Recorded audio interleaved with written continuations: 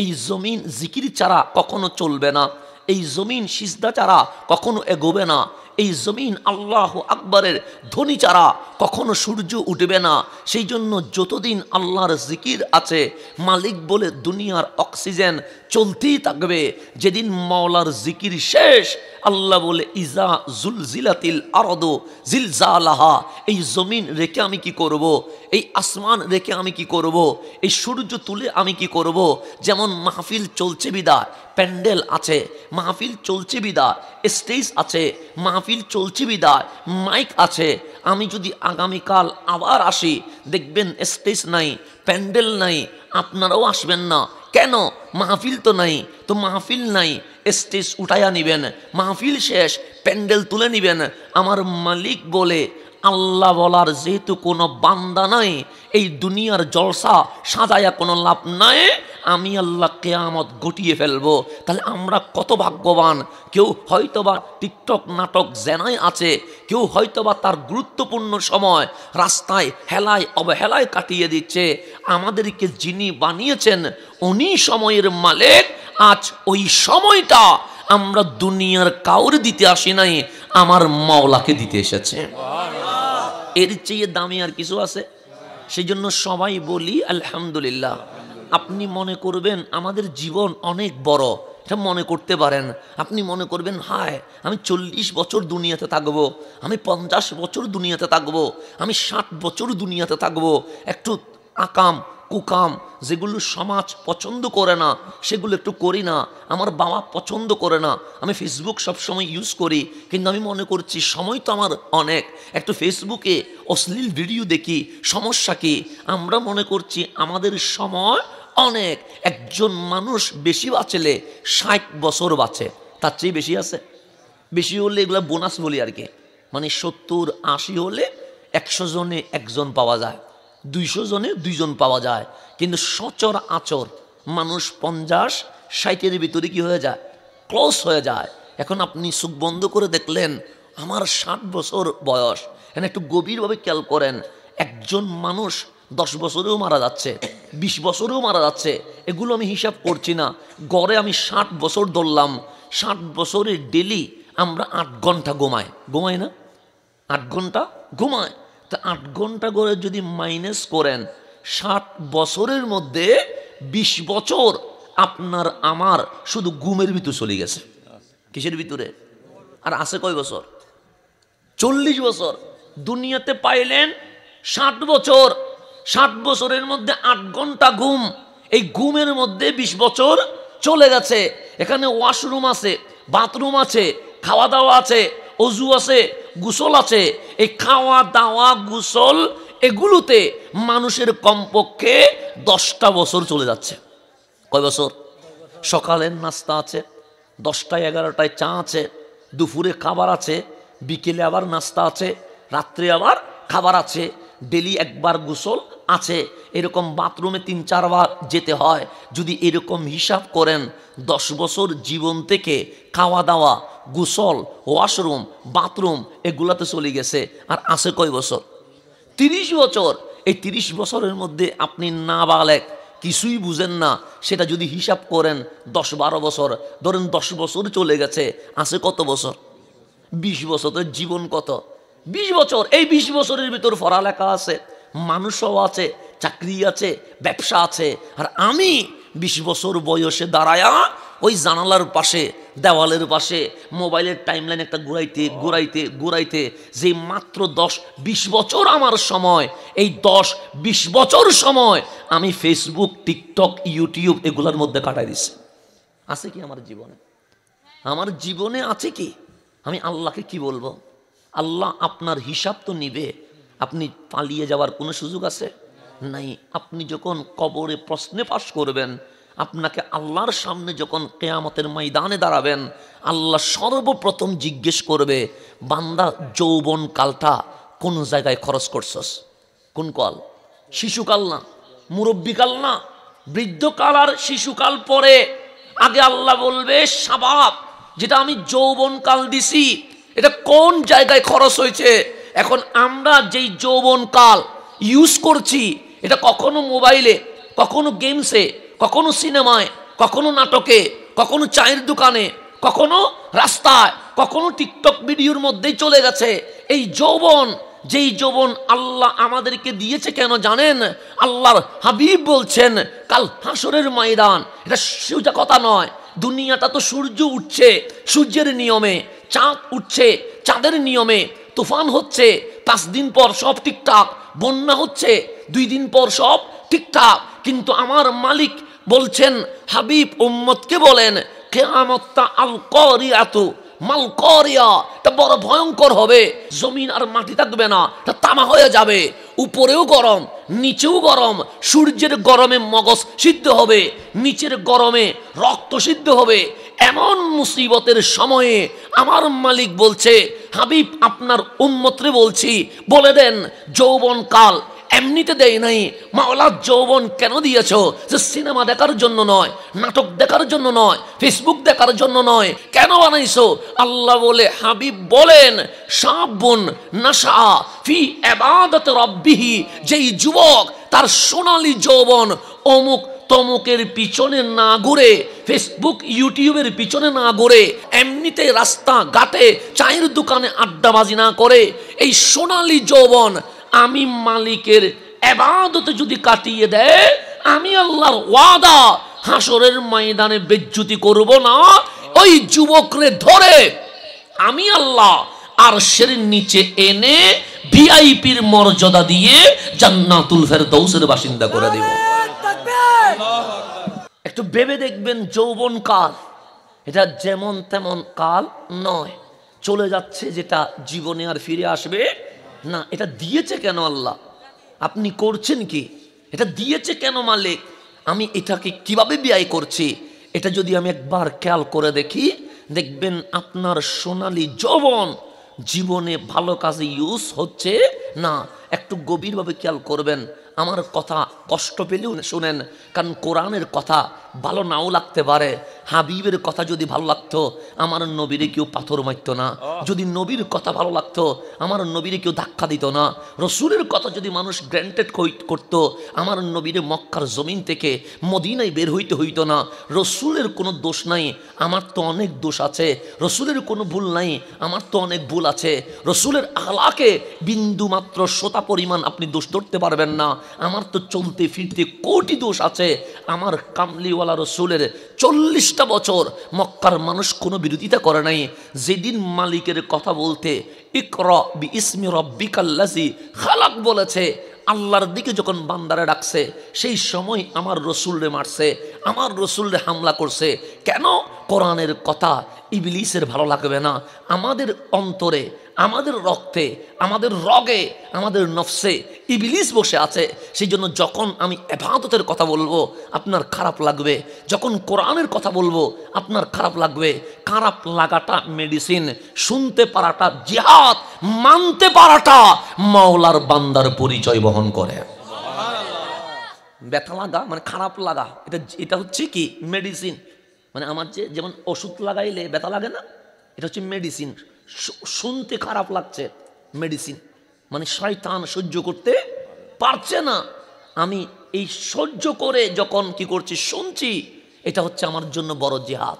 এটার চেয়ে বড় জিহাদ এই জমিনে আর কিছু হতে পারে। এটাকে আমার রসুল জিহাদে আকবর বলেছেন। সেই জন্য আজকে যারা আপনারা এসে গেছেন জিহাদে আকবর, কেন? আপনাকে বন্ধু ডাকছে, আয় না একটু আড্ডাবাজি করব, গেমস খেলবো, ইউটিউবে ভিডিও দেখবো, আপনি জান নাই। আপনার নফস বলছে গুনাহ কর, কলব বলছে কেশুয়াতে মাহফিল হচ্ছে, আমার নবীর আলোচনা হবে, মাহফিলে চল। কলব ডাকে মাহফিলে, নফস ডাকে অপরাধে। এখন নফস ফেল হয়ে গেছে, কলব মাহফিল এসে জিতে গেছে।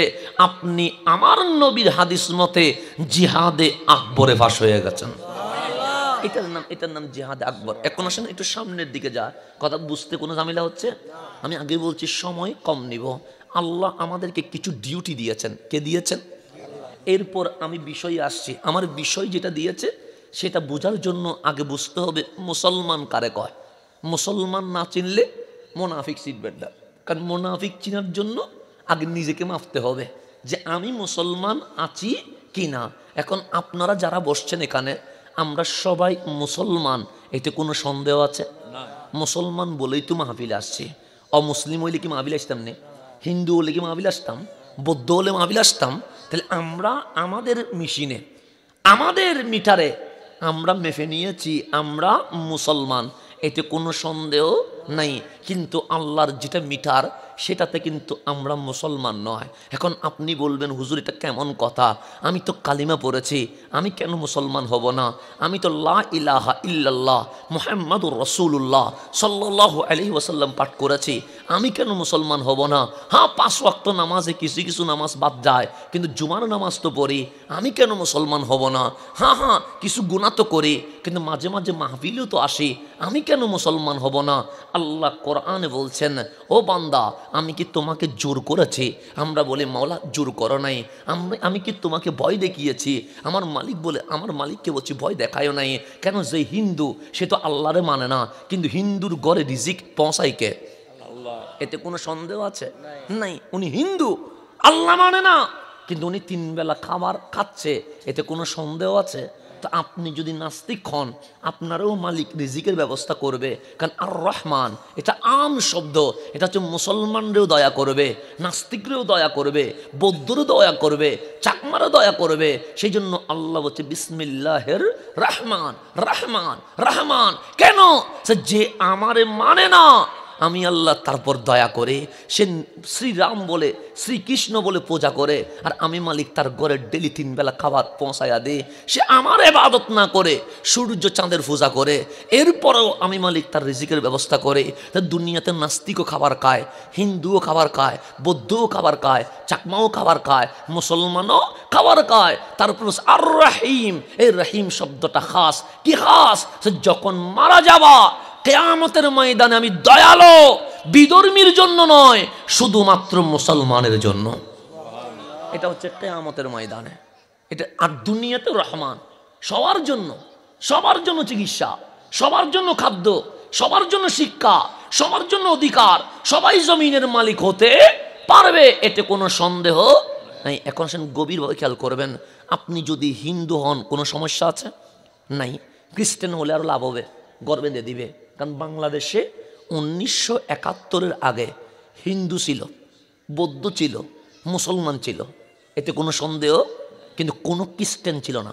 কিন্তু বর্তমান সময়ে আপনি পার্বত্য অঞ্চলে যান, রাজশাহী, যশোর, রংপুর, ওখানে যান, দেখবেন পুরো এলাকা খ্রিস্টান হয়ে গেছে, পুরো এলাকা, একজনও কি নাই মুসলমান। এখন ওদেরকে জিজ্ঞেস করেন তুমি খ্রিস্টান হইছো, যেন তুমি মুসলমান হইছো কি শুনে? কেউ বলবে কোরআন পড়ে, কেউ বলবে নবীর জীবনী পড়ে, কেউ বলবে অমুক হুজুরের মাহফিল শুনে। এরকম অনেক কারণ আছে না? নেই? আছে। এখন যারা খ্রিস্টান হয়েছে তাদেরকে জিজ্ঞেস করেন তুমি খ্রিস্টান হইলা কেন? তুমি কি বাইবেল পুরাটা পড়েছ? সে বলবে না।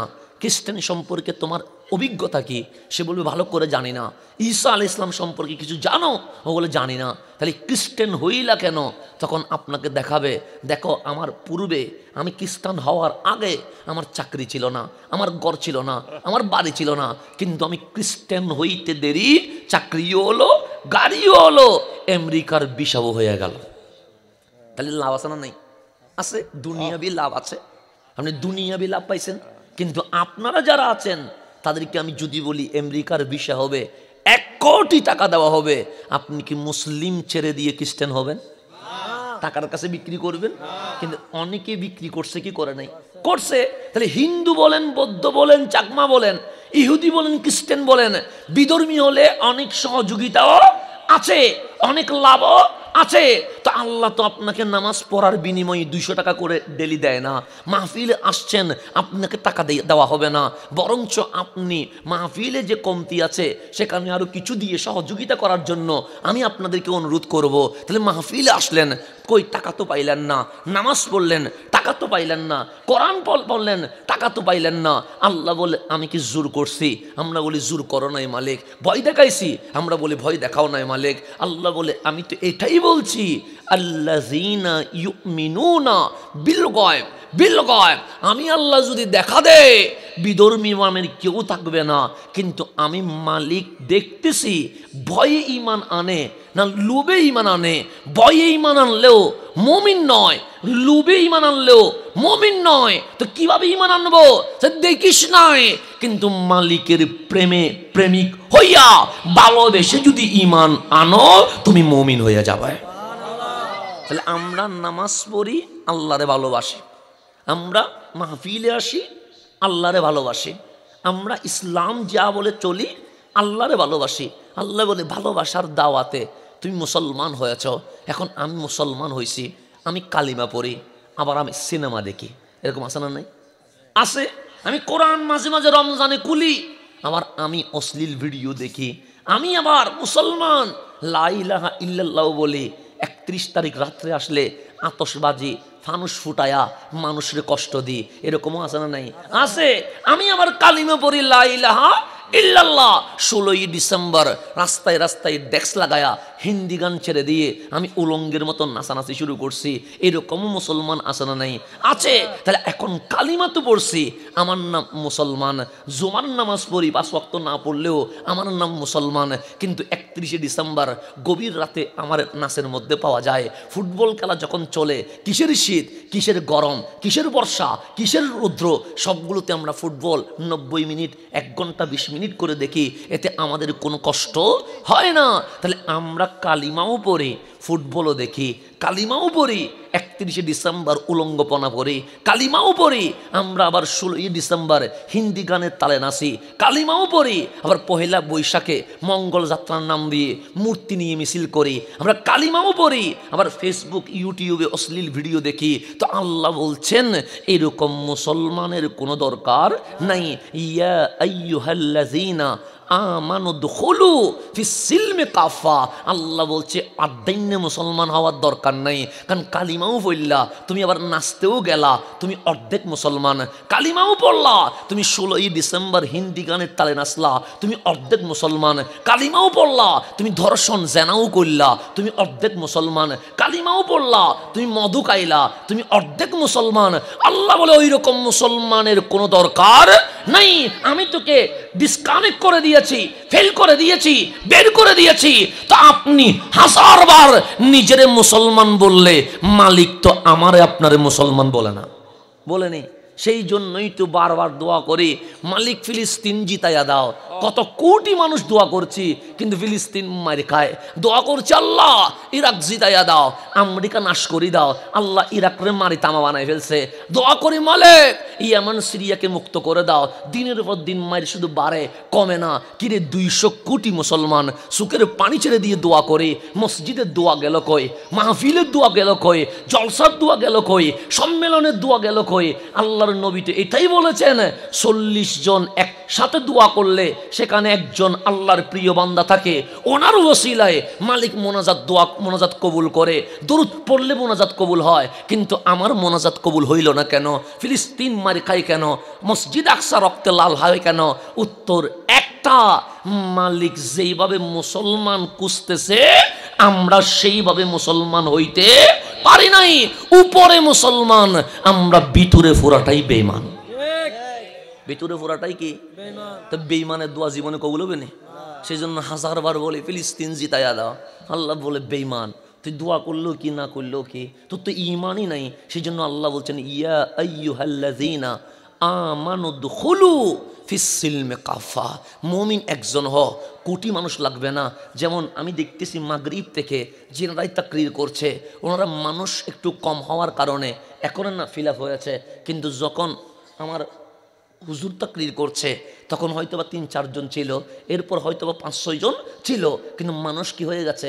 কম হয়ে গেছে। কিন্তু বারবার বলছে আসেন বসেন, হেলায় অবহেলায় রাস্তায় দাঁড়িয়ে থাকার দরকার নাই। এভাবে অনেকবার হুজুররা আহ্বান করছে, কি করে নাই? করছে। আমি তো ভিতর থেকে শুনতেছি, আমার হুজুরদের তাকরীর শোনার সময় হয় না। তো আজকে এখানে আসলে যেহেতু কেউ তাকরীর করবে না, আমি জানি আমাকে বসাই দিবে, সেই জন্য আমি রুম থেকে বসে বসে সবার তাকরীর শুনছি। কারণ বারবার তো আপনাদেরকে শোনাই, মাঝে মাঝে আমারও তো শোনার দরকার আছে। কথা ঠিক না? শুধু নিজে শুধু বললে হবে নাকি? নিজের আমলও করতে হবে না? তো শুধু আমি বলি, শুধু আমি বলি, শুধু আমি বলি, শোনার সময় কই? সেই জন্য আজকে যখন চন্দনে এসে তাড়াতাড়ি আসলাম। আমি বললাম আগামী মাহফিলের গোড়ায় গিয়ে শুনি। তো দুইটা জিনিস শুনলাম, এদিকে হুজুররা মাহফিল করছে, ওনাদের মাহফিলও শুনলাম, আর একটা হচ্ছে যুবকরা এদিকে টিকটক ইউজ করছে, সেটাও শুনলাম। দুইটাই শুনলাম, মানে এদিকে মাহফিলও শুনছি, ওইদিকে বসে আমি যেখানে রেস্ট নিচ্ছি সেখানে পাশে কি চলতেছে, ফোরা দমে টিকটক চলছে। এই মিনিটের দাম কত তুমি জানো?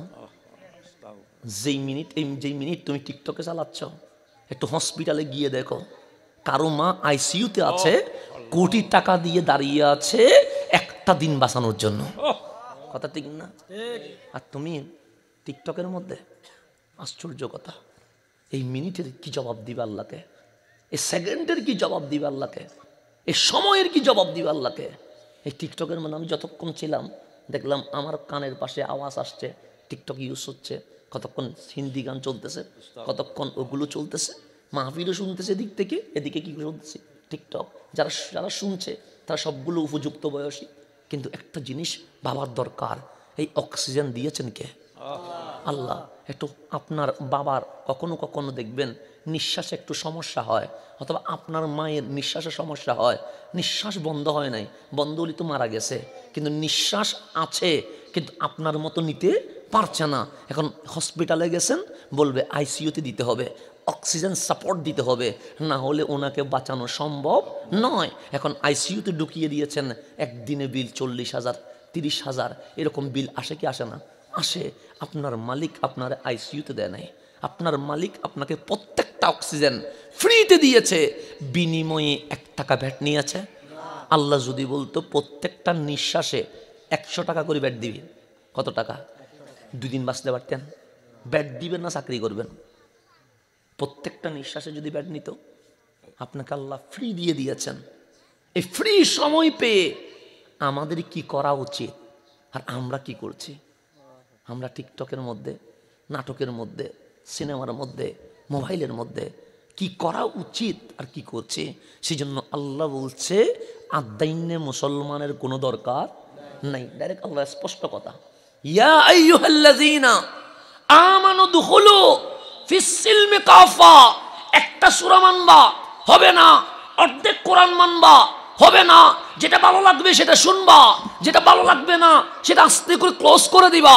আরে বর্তমানে আপনারা তো দূরের কথা, আমরা যারা জুমা পড়াই খতিব, তাদের মুখের মধ্যেও লাগাম লাগিয়ে দেওয়া হয়। কেন? এটা বলা যাবে না, এটা করা যাবে না, এই বিষয়ে মাহফিল করা যাবে না। তাই মিম্বর তো আপনার বাবার নয় বা তার দাদার নয়, এই মিম্বর রসুলের। এখানে যদি হকের আওয়াজ না বলে, তাহলে হকের মাহফিল করবে কোন জায়গায়? এখন মসজিদের মধ্যে আমাদেরকে মুখের মধ্যে তালা। আমরা এখন কোরআন শরীফে খুঁজি কোনটা বললে উও খুশি হবে, উও খুশি হবে, উও খুশি হবে। কোন আয়াতের তর্জমা করলে সবাই মারহাবা বলবে, ওই দলও মারহাবা বলবে, এই দলও মারহাবা, এই দলও মারহাবা বলবে। ইমাম যদি একটু হকের আওয়াজ করে, চাকরি গেছে চলে। কেন? আমার কথা শুনে নাই। আরে আপনার কথায় যদি ইসলাম চলতো, আল্লাহ তো কোরআন দিত না, আল্লাহ তো আপনারে দিয়ে বলতো তুই ইসলাম চালা। কথা ঠিক না? এখন ইমাম খতিবের উপর নির্যাতন বাড়ি গেছে, প্রচুর পরিমাণ নির্যাতন বেড়ে গেছে সমস্ত এলাকায়। এমন কোন এলাকায় নাই যেখানে ইমাম খতিবের উপর কি হয় না, নির্যাতন হয় না। নির্যাতন কি? হকের আওয়াজ করতে দিবে না, হকের কথা বলতে দিবে না। এমন মাহফিল করতে হবে সবগুলো লেভেল মিষ্টি মিষ্টি মিষ্টি মিষ্টি। এরকম হলে আমার মালিক কোরআন দেওয়ার দরকার কি ছিল? আপনি যা চান সেভাবে চলতে হবে। এটার নাম তো ইসলাম নয়। ইসলাম হচ্ছে কোরআন 30 পারা, 30 পারার প্রত্যেকটা হরফ আপনাকে অবশ্যই মানতে হবে। এর বাইরে যাওয়ার কোনো সুযোগ নাই। ঠিক আছে, এর বাইরে যাওয়ার কোনো সুযোগ নেই। তা আপনি অর্ধেক মানেন, এইটা ভালো লাগে না আমার, হুজুর এই বিষয়ে কথা বলবেন না, এটা ভালো লাগে না, হুজুর এই বিষয়ে কথা বলবেন না, এটা বলবেন না, সমাজে হয় চলবে না। তো সমাজে কি চলবে না চলবে এটা দেখলে কোরআনের কথা বলা যাবে? সুতরাং এখন আমরা অনেক সময় জুমার মিম্বরে কথা বলতে পারি না, অনেক সময় মাহফিলের মঞ্চে হকের আওয়াজ করতে পারি না, কারণ ও রাগ করবে, তমুকে রাগ করবে, অমুক রাগ করবে। তো এরকম যদি রাগ করতে করতে যদি সবার কথা লেভেল মেনটেন করতে হয়, আমার কামলিওয়ালা রসুল তো কিছুই বলতে পারতেন না। সেজন্য আমার নবী যখন ইসলাম প্রসার করছেন, তখন সবাই আমার নবীর শত্রু হয়ে গেছে। এখানে তো মানুষ আছে, আমার নবীর মাহফিলে মানুষ পর্যন্ত নাই, কেন ওনার কথা শুনতে দেওয়া যাবে না? নিজে তো যাই না, কাউরে যাইতে দেয় না। আবু জেহেল বলে কেউ গেলে খবর আছে, আবু লাহাব বলে কেউ গেলে খবর আছে, উতবা বলে কেউ গেলে ফাড়াইয়া ফেলমো, সাইবা বলে যাইতে দেরি গর্দান 2 ভাগ করে ফেলমো। এমন নির্যাতনের পর নির্যাতন। নবীরে পাগল বলে দেখলো, নবীর দাওয়াতি কাজ কমে নাই। নবীকে পাথর মেরে দেখলো, নবীর দাওয়াতি কাজ কমে নাই। নবীজিকে ধাক্কা মেরে দেখলো, নবীর দাওয়াত কাজ কমে নাই। নবীরে পাগল বলে ফুলাফাইন লাগাইয়া দিছে, এরপরেও দাওয়াতি কাজ কমে নাই। যেমন আমি কেশুয়াতে আসবো, যদি আমার গাড়িতে পাথর মারেন, আমি জীবনে কেশুয়াতে আর মাহফিল নিব না, কারণ আমার মাহফিলে পাথর মারছে। আমি আসতেছি, 3-4 জন ছেলে আমাকে দেখে পাগল করে টিটকিরি করলো, আমি জীবনের জন্য কেশুয়াতে আসা নিজের উপর হারাম করে ফেলবো। আমি আসলাম, গালাগালি করছেন, আমি জীবনে আসবো না। কিন্তু রসুলকে গালাগালি দিলেন, দাওয়াত তো বন্ধ করে নাই। 1 বেলার জায়গায় 10 বেলা দাওয়াত দিছে। রসুলকে পাথর মারলেন, 1 জায়গায় 20 বার দাওয়াত দিছে। দেখলেন আবু জেহেল, আবু লাহাব, উতবা, সাইবা আমার নবীরে পাথর মেরে উটের বুড়ি তুলে দিয়ে পাগল বলে ঘরের মধ্যে তালা বন্ধ করে দিয়ে দাওয়াতি কাজ বন্ধ করা যাচ্ছে না। তখন তার একটা মিটিংয়ের ডাক দিল। মিটিং হচ্ছে ওনারা দমানো যায় কেমনে, ওনারা বসানো যায় কেমনে। তখন আবু জেহেল বললেন, এই মক্কাবাসী শোনো, মানুষকে একবার পাথর মারলে সে জীবনে ওই জায়গায় যায় না, মানুষকে গালি দিলে সে জীবনে ওই জায়গায় আর হাঁটে না, মানুষকে গরুর বুড়ি তুলে দিলে সে জীবনে ওই জায়গায় কখনো ভুলেও যাবে না। কিন্তু এটা কেমন রসুল? গালি দিয়ে দেখলাম, পাথর মেরে দেখলাম, উঠের বুড়ি তুলে দিয়ে দেখলাম, টাক্কা দিয়ে দেখলাম, কিন্তু দাওয়াতি কাজ তো কোনো মতে বন্ধ করা যাচ্ছে না। তখন 2-3 জন মক্কার মানুষ বললেন, একটা কাজ করলে দাওয়াতি কাজ বন্ধ হবে। সে কেমনে? সে গালি দিলে কি আর দাওয়াতি কাজ বন্ধ হয়? হাদিয়া দিলে, টাকা দিলে, পয়সা দিলে, গাড়ি দিলে, বাড়ি দিলে, সম্পদের লোভ সবার থাকে।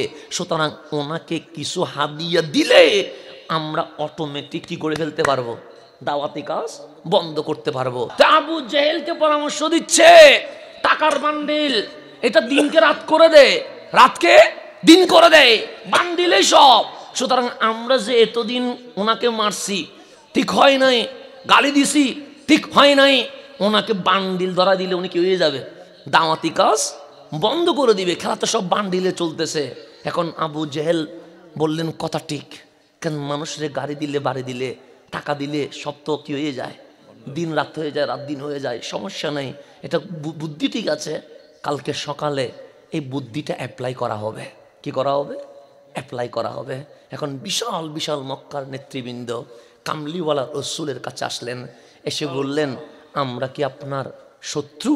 আমার নবী বললেন, আমি তো কাউরের শত্রু মনে করি না। পাথর তো আমি মারি নাই, তোমরাই তো মারছো। পাগল তো আমি বলি নাই, তোমরাই তো বলছো। উটের বুড়ি তো আমি নিক্ষেপ করি নাই, তোমরাই তো আমার পিঠের উপর তুলে দিছো। ধাক্কা তো আমি দেই নাই, তোমরা তো দিছো। আমি তো নবীর রহমা, মায়ের বদলে মারতে পারি না, মায়ের বদলে মুস্কি হাসি দিয়ে ক্ষমা করে দিতে পারি। রহমতুল্লিল আলামিন, আমার কাছে কোনাকুনি রক্তপাত এগুলো নাই। তখন আবু জেহেল বলে, আমরা কি আপনাকে আল আমিন বলি নাই? সে বলছেন। as-সাদিক বলি নাই? সে বলছেন। আমরা কাউরে বিশ্বাস না করলেও আপনারে কি বিশ্বাস করি নাই? সে করছেন। আপনার 40 বছরের যৌবনে আপনি যা বলেছেন মক্কাবাসী কি অক্ষরে অক্ষরে পালন করে নাই? সে করছেন। তাহলে আপনার সাথে আমাদের সমস্যা কোথায়? সমস্যা অন্য জায়গায় নয়। আপনি আমাদের সবার সম্মানের পাত্র। আপনি তো আমাদের আব্দুল্লাহর ছেলে, আপনি তো আব্দুল মুত্তালিবের নাতি, আপনি তো কোরাইশ বংশে বনি হাশিম গোত্র থেকে এসেছেন, আপনি তো মক্কায় এত দামি পরিবার এসেছেন, যেই দামি পরিবার নিয়ে মানুষ গর্ব করে। সুতরাং আপনার সাথে ব্যক্তিগত কোনো ঝামেলা নাই। ঝামেলা একটা, সেটা হচ্ছে আপনি কোরআনের কথা বলছেন, আপনি কালিমার কথা বলছেন, আপনি ইবাদতের কথা বলছেন, আর আমরা মূর্তি পূজা করি, লুত উজ্জার পূজা করি। শুধু আমরা পূজা করি, আপনি এক আল্লাহর ইবাদত করেন। এটা নিয়ে তো মারামারি। কিন্তু আজকে আমি আবু জাহেল, আবু লাহাব, উতবা, সাইবা একটা প্রস্তাব নিয়ে এসেছি, আপনারটাও থাক, আমাদেরটাও থাক। আপনি কালিমা পড়েন, কিন্তু কাউরে কালিমার দাওয়াত দিয়েন না। আপনি কোরআন পড়েন, কাউরে কোরআনের দাওয়াত দিয়েন না। আপনি নামাজ পড়েন, কাউরে নামাজের কথা বলিয়েন না, কিন্তু আপনি করেন, এতে কোনো সমস্যা। আপনি কোরআন পড়লে আমরা বাধা দিব না, আপনি লা ইলাহা ইল্লাল্লাহ জিকির করলে আমরা সমস্যা করব না, আপনি আল্লাহর ঘরখানায় কাবার সামনে নামাজ পড়লে আমরা ডিস্টার্ব করব না। তবে অন্য কাউকে কালিমার দাওয়াত, কোরআনের দাওয়াত এটা দেওয়া যাবে। আমার রসুল বললেন, কি বলতে চাও? তখন আবু জেহেল বলেন, আমি আমার ক্ষমতা ছেড়ে দিব, আপনাকে দিয়ে দিব। আবু লাহাব বলে, আমার নেতৃত্ব আমি ছেড়ে দিব, আপনাকে দিয়ে দিব। উতবা সাইবা বলে, আমাদের দাপট আমরা ছেড়ে দিব, আপনাকে দিয়ে দিব। আজকে স্লোগান হবে, শুধু আপনি নবীর, আপনার কি লাগবে? ঘর লাগবে, আমাদেরকে লিখে দেন। বাড়ি লাগবে, বাংলো লাগবে, টাকা লাগবে, পয়সা লাগবে, যা লাগবে আপনি লিখে দেন, সব দিব, কিন্তু কালিমার দাওয়াত দেওয়া যাবে। আমার রসুল হাসি দিয়ে বলে, তোরা আমাকে বান্ডিল দেওয়ার লোভ দেখাস। আমার কামলিওয়ালা রসুল বলে, শুনে রাখ, যদি ডান হাতে আসমানের সূর্য নিয়ে আসিস আর বাম হাতে যদি চাঁদ নিয়ে আসিস, এরপরেও আমি নবী কালিমার দাওয়াত দিয়েই যাব। এটার নাম ইমান, এটার নাম ইমান, এটার নাম ইসলাম, এটার নাম কোরআন। এইভাবে করে যাইতে হবে। হকের আওয়াজ কখনো বন্ধ করা যাবে না। এখন আসেন, ইসলাম আমাকে কিছু মেসেজ দিয়েছে, আমি কখন মুসলমান সেটা কখন বুঝবেন? কোরআন বলছেন, ইয়া আইয়ুহাল্লাযীনা আমানু দুখুলু ফিস-সিলমি কাফা। ইসলামের মধ্যে সম্পূর্ণভাবে প্রবেশ করতে হবে, অর্ধেক প্রবেশ করার কোনো সুযোগ নাই। আমার এটা ভালো লাগছে সূরা বাকারা, এটা আমি নিলাম। আমার সূরা তওবা ভালো লাগে নাই, এটা আমি নিলাম না। এটার নাম ইসলাম নয়। ইসলাম মানে আলিফ লাম মিম থেকে আন-নাস পর্যন্ত সবটাই আপনাকে নিতে হবে। ভালো লাগলেও নিতে হবে, ভালো না লাগলেও নিতে হবে, পছন্দ করলেও নিতে হবে, অপছন্দ করলেও নিতে হবে। কেন? আল্লাহ বলে, তুমি যখন ঈমান এনেছো, মা কানা লিমুমিনিন ওয়ালা মুমিনাতিন, যখন ঈমান এনেছো, ঈমান আনো নাই, তোমার সাথে আমার কোনো কথা নাই, ঈমান আনো নাই, তোমার জন্য কোনো নামাজ নাই, ঈমান আনো নাই, তোমার জন্য জান্নাতের কোনো মাহফিল নাই, ঈমান আনো নাই, তোমার জন্য আলহামদুলিল্লাহ নাই, ঈমান আনো নাই, তোমার জন্য কোনো শরীয়ত তরিকত মারফত তরিকত কিছুই নাই, ঈমান আনো নাই, আমি আল্লাহ তোমার সাথে কখনো কোনো কথা বলবো না। কিন্তু ঈমান আনতে দেরি, আমি মালিক তোমাকে কোরআন দিতে দেরি করব না, কারণ এটা তোমাকে নিতেই হবে। এখন আল্লাহ বলে, ঈমান আনসনি? আমরা বলছি আনছি। ইচ্ছায় না অনিচ্ছায়? আমরা বললাম ইচ্ছায়। লোভে পড়ে না ভয়ে? আমরা বলি লোভেও নয়, ভয়েও নয়, মোহাব্বতে ঈমান আনছি। মালিক তোমারে দেখি নাই, কিন্তু ঈমান আনছি। তোমার হাবিব বলেছে, এটা আমরা তো শুনি নাই, সাহাবায়ে কেরাম শুনছে, আমরা না শুনে ঈমান আনছি। আমার কামলিওয়ালা বলে, মা কানা লিমুমিনিন ওয়ালা মুমিনাতিন, যখন ঈমানের দায়রায় তুমি প্রবেশ করে ফেলেছ, এখন আর তুমি তোমার নাই, তুমি এখন আমার হয়ে গেছ, আমি এখন তোমার হয়ে গেছি, বান্দার সাথে আমি রবের প্রেম হয়ে গেছে। তো আল্লাহ বলছেন, ইজা কাদাল্লাহু ওয়া রাসূলুহু আমরা, আল্লাহ এবং রসুল যখন কোনো বিষয়ে ফয়সালা দিবে, এর বাহিরে গিয়ে তুমি মুমিন পুরুষ হও অথবা নারী হও, অন্য কোনো কিছু পছন্দ করার আর কোনো সুযোগ নাই। আল্লাহ যা বলবে বিনা বাক্যে তাই মানতে হবে, রসুল যা বলবে বিনা বাক্যে তাই মানতে হবে। এর থেকে ডানে বামে যাওয়ার কোনো সুযোগ। এটার নাম মুমিন। এটার নাম কি? এখন আল্লাহ আমাদেরকে কিছু ডিউটি দিয়েছেন। আমি 3টা ডিউটি বলে মাহফিলে ঢুকবো। ডিউটি কয়টা? ডিউটি তো অনেক, তোর মধ্যে 3টা ডিউটির কথা বলবো। কয়টা ডিউটি? 1 নাম্বার ডিউটি, যেহেতু যুব সমাজ আছে, আমি যুব সমাজকে লক্ষ্য করে বলছি, এটা বাংলাদেশ। বাংলাদেশে আমরা অনেক জনের বক্ত আসি গিয়ে আসি। বক্ত মানে অন্ধ হয়ে যাওয়া। যারা আমি ভালোবাসি সে দোষ করলেও ভালো, দোষ না করলেও এরকম হয় কি হয় না? হয়। যেমন অনেকে নবীর শানে বিয়াদবি করে, আছে না নেই? আছে। তো আমরা যারা আহলে সুন্নাত ওয়াল জামাত, আমরা এটার প্রতিবাদ করি, ব্যক্তিগত চরিত্র নিয়ে না, ওর মাকে ওর বাবাকে ও কোথায় পড়ছে এগুলো না, কোরআন সুন্নাহর অপব্যাখ্যা করলে আমরা নবীর পক্ষে কথা বলি কি বলি না? বলি। কিন্তু তখন দেখবেন কিছু মানুষ বলবে, তোমার কায়দায় কোনো কাজ নাই, তুমি ওর পিছনে লাগছো কেন? ওর পিছনে লাগার কি আছে? আমি কি ওর নামে কিছু বলছি? না ওর মায়ের নামে কিছু বলছি? না ওর বাবার নামে কিছু বলছি? ওর নবীর শানে বিয়াদবি করেছে, আমি সুন্নি হইয়া এটার প্রতিবাদ করছি।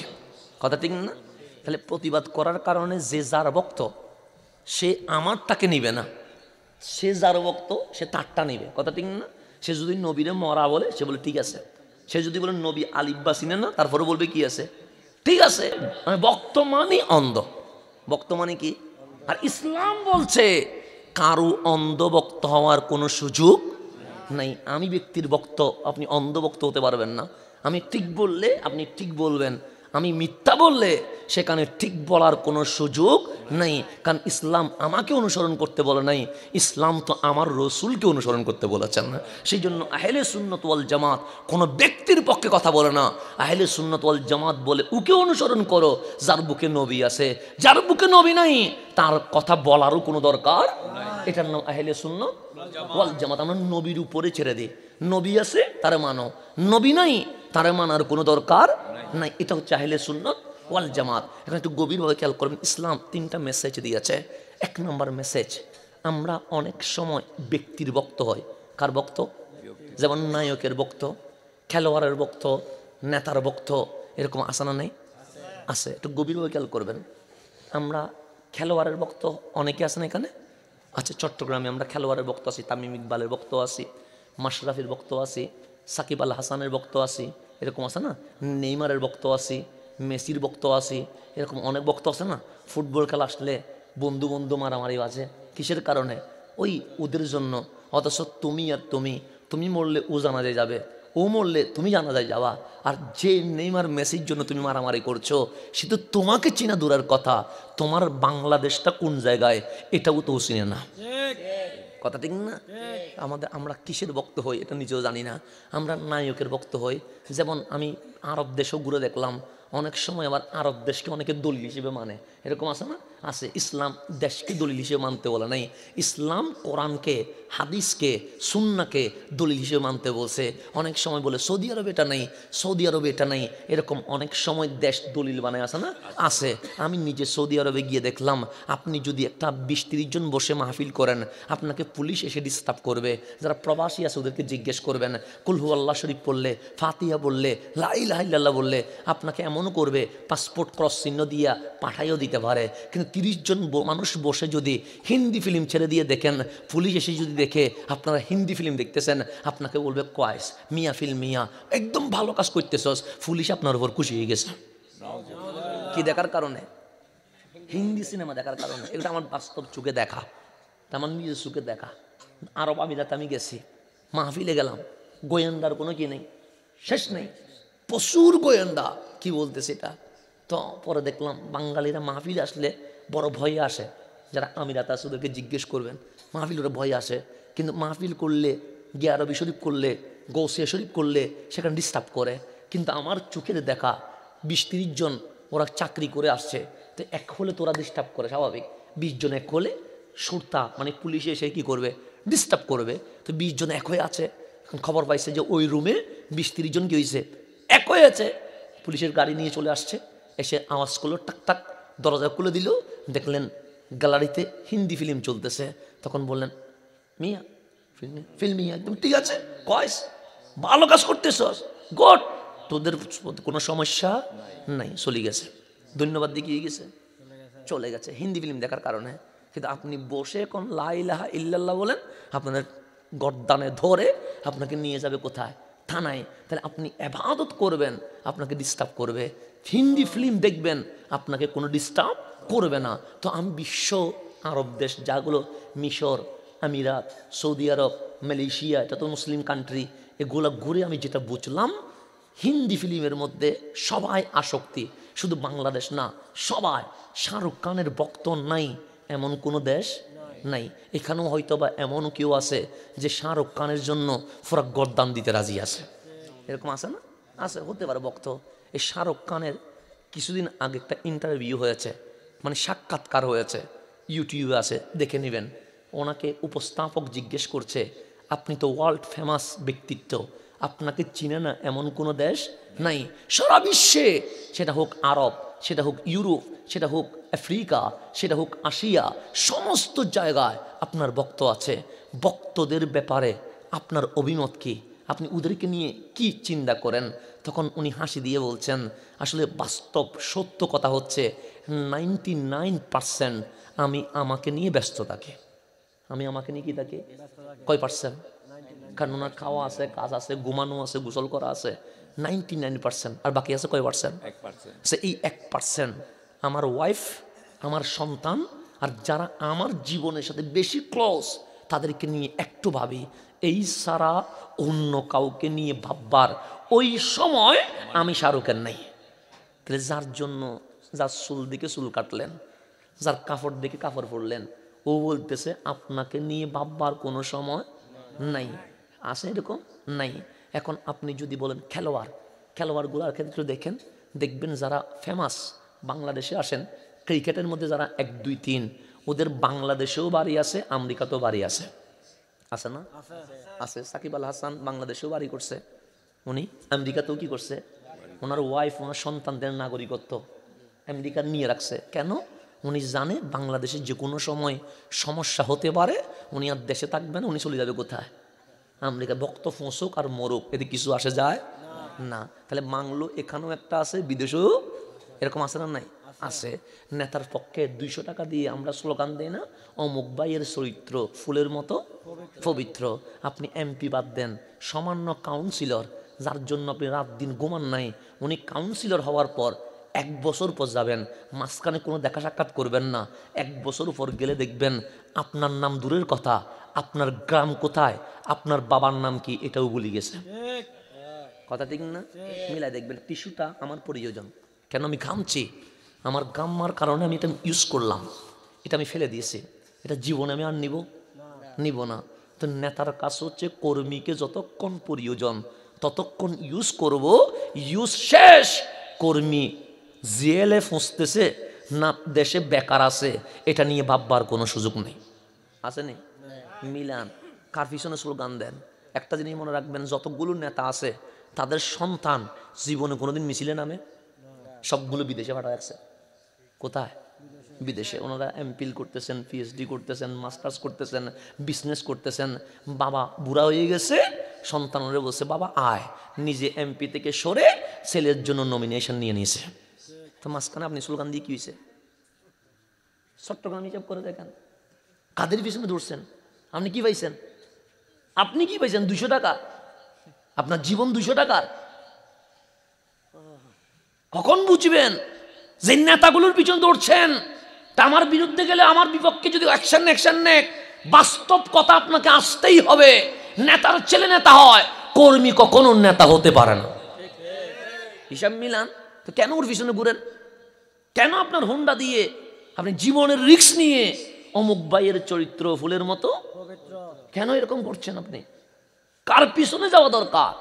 কার পিছনে ঘুরেন? একটু হিসাব করে দেখবেন, প্রত্যেকটা নেতার ছেলে বিদেশে। কোন এমপি ছেলে দেশে আছে দেখান। আপনারা যেভাবে মাঠে পর্যায়ে রাত দিন এক করেন, কোন এমপির ছেলে রাস্তায় আছে? হিসাব করে দেখেন। সবগুলো কোটি কোটি টাকার মালিক, সবগুলো কোটি কোটি টাকা। আপনি কি পাইছেন? ওই 200 টাকা। কত টাকা? 200 টাকা। আপনি 200 টাকা শুধু, আর ওনারা 1000 কোটি টাকা লুট করে বিদেশের মধ্যে বাড়ি করে রাখছেন। কখন বুঝবেন বাস্তবতা? বাস্তবতার সাথে আপনি মিলান। খেলোয়াড়ের বক্ত, খেলোয়াড় আপনাকে নিয়ে ভাবে না। নায়কের বক্ত, নায়ক বলে আমার সময় নাই ওরে নিয়ে ভাববার। নেতার বক্ত, নেতা বলছে প্রয়োজন বলেই তোরে বুকে নিছি। আপনার বাগানে নেমে যাবে, আপনার ধান খেতে নেমে যাবে। এমপি হওয়ার পর টর্চ লাইট দিয়ে খুঁজি বের করা যাবে না। এটা মিলান, হিসাবে মিলান। এগুলো বলে লাভ নাই। হিসাবে মিলান। হিসাবে মিলাইলে তারপর বুঝবেন। বীর মুক্তিযোদ্ধা আমরা অবশ্য সাপোর্ট করি, সম্মান করি, কিন্তু বীর মুক্তিযোদ্ধা মানে এই নয় আপনি আমার দেশের কোটি কোটি টাকা বিদেশে পাচার করবেন। এটা নয়, এটা নয়। আপনি দেশের জন্য রক্ত দিচ্ছেন, তার জন্য আমরা স্যালুট দিব, কিন্তু এই দেশের জন্য তো উন্নয়নে কাজও করতে হবে। আপনি দেশের টাকা মারি দিবেন, এটার মধ্যে আবার কিসের বীর মুক্তিযোদ্ধা? আমি নিজের চোখে দেখা এগুলা কোটি কোটি টাকার গাড়িতে চলে, আপনি কিসে চলেন? ওই 200 টাকা 200 টাকা রয়ে গেছে। 5 বছর আগেও ছিলেন 200 টাকা, 5 বছর পরেও কত টাকা? কোনো উন্নতি হয়েছে? এই নির্বাচন শেষ, 200 টাকার দেখা নাই, আসেনি আর নাই। তো কার পিছনে ঘুরেন? যুবকগুলো বুঝবে কখন তুই জীবনের রিস্ক নে? আমি দেখে অবাক হয়ে যায়, মুখের ভিতর কেরোসিন দিয়া, ম্যাচ দিয়া, আগুন বের করে মিছিল করে তোমার জীবনের দাম আছে তো? তোমার জীবন তো এমপি নেতা দেয় নাই, তোমার জীবন তো দিয়েছেন আল্লাহ। তুমি এখানে ক্রাশিন দিয়ে, ম্যাচ দিয়ে, আগুন বের করে দিয়ে তুমি মিছিল করছো। তোমার মা তোমাকে কতটুকু ভালোবাসে তুমি জানো? তোমার বাবা কতটুকু ভালোবাসে জানো? একদিন অসুস্থ হয়ে দেখবেন মা বাপ সারা জীবনে কেউ খবরও নিবে না। লিখে রাখেন, খবরও নিবে না কেউ। আরে আমাদের নাকি হাজার হাজার ভক্ত, আমাদের কথা বলছি, আমাদের নাকি হাজার হাজার ভক্ত। অনেকে বলে আর কি আপনাদের তো ভক্তের অভাব নাই। আমি এরকম কয়েকবার অসুস্থ হয়ে দেখছি তো, কোথায় ভক্ত চলে গেছে, কোথায় কি চলে গেছে, পরে বিপদে দেখে আমার মাঠায় আসে। আমার মা, আমাদের তো ভক্তের মধ্যে কোনো স্বার্থ নাই, আমাদের ভক্তদের মধ্যে কোনো স্বার্থ আছে? স্বার্থ নাই। এখানেও দেখছি অসুস্থ হইয়া সবগুলো চলে গেছে, একটাও নাই। পরে বিপদে কে আছে? ওই মা, যেটারে লাথি দিয়ে বেরিয়ে গেছেন, যেটারে বলছস তুই তো কিছু বুঝোস না, দুনিয়া বুঝোস নি, ওনারা বলছেন তুই তো পড়ালেখায় করস নাই। আরে আমি কোথায় যাচ্ছি এটা আমি না বুঝতেছি। যারা গালি দিয়ে বেরিয়ে গেছেন বিপদের সময় ওই মাটাই আছে, আর কেউ নাই। কার গোলামি করা দরকার, কার গোলামি করছে? তাহলে এখন একটু গভীরভাবে খেয়াল করবেন। আমরা নায়কের ভক্ত, নায়ক আমারে নিয়ে ভাবে না। আমরা খেলোয়াড়ের ভক্ত, খেলোয়াড় আমারে নিয়ে টেনশন করে না। আমরা নেতার ভক্ত, নেতা আমাদেরকে নিয়ে কখনো ভাবেও না। তো আল্লাহ বলছে, ও মুসলমান, তুই খেলোয়াড়ের দুয়ারে কি করছিস? তুই নেতার দরজায় কি করছিস? তুই নায়কের দরজায় কি করছিস? ওরা তো তোকে নিয়ে ভাববে না, ওরা তো নিজের প্যাকেট গুছায়, নিজের প্যাকেট গুছায়, তোরা কখনো মূল্যায়নও করবে না। তো আল্লাহরে জিজ্ঞেস করেন, মালিক কার দরজায় যাব? তো আল্লাহ বলছে কোরআন খোল। আমরা কোরআন খুললাম, আমার মালিক বলছেন ওয়ালামু আন্না ফীকুম রাসূলুল্লাহ। একটা দরজা আছে, ভালো করে শুনে রাখ। আমি আল্লাহ তোদের মাঝে আমার নবী রহমতুল্লিল আলামিনকে দিয়ে দিয়েছি। আমার নবী নিজেকে নিয়ে ভাবে না, পরিবার নিয়ে ভাবে না, সাহাবী নিয়ে ভাবে না, আহলে বাইত নিয়ে ভাবে না। উম্মত শুধু তোদেরকে নিয়েই আমার কামলিওয়ালা 24 ঘন্টা ভাবতেই আছে।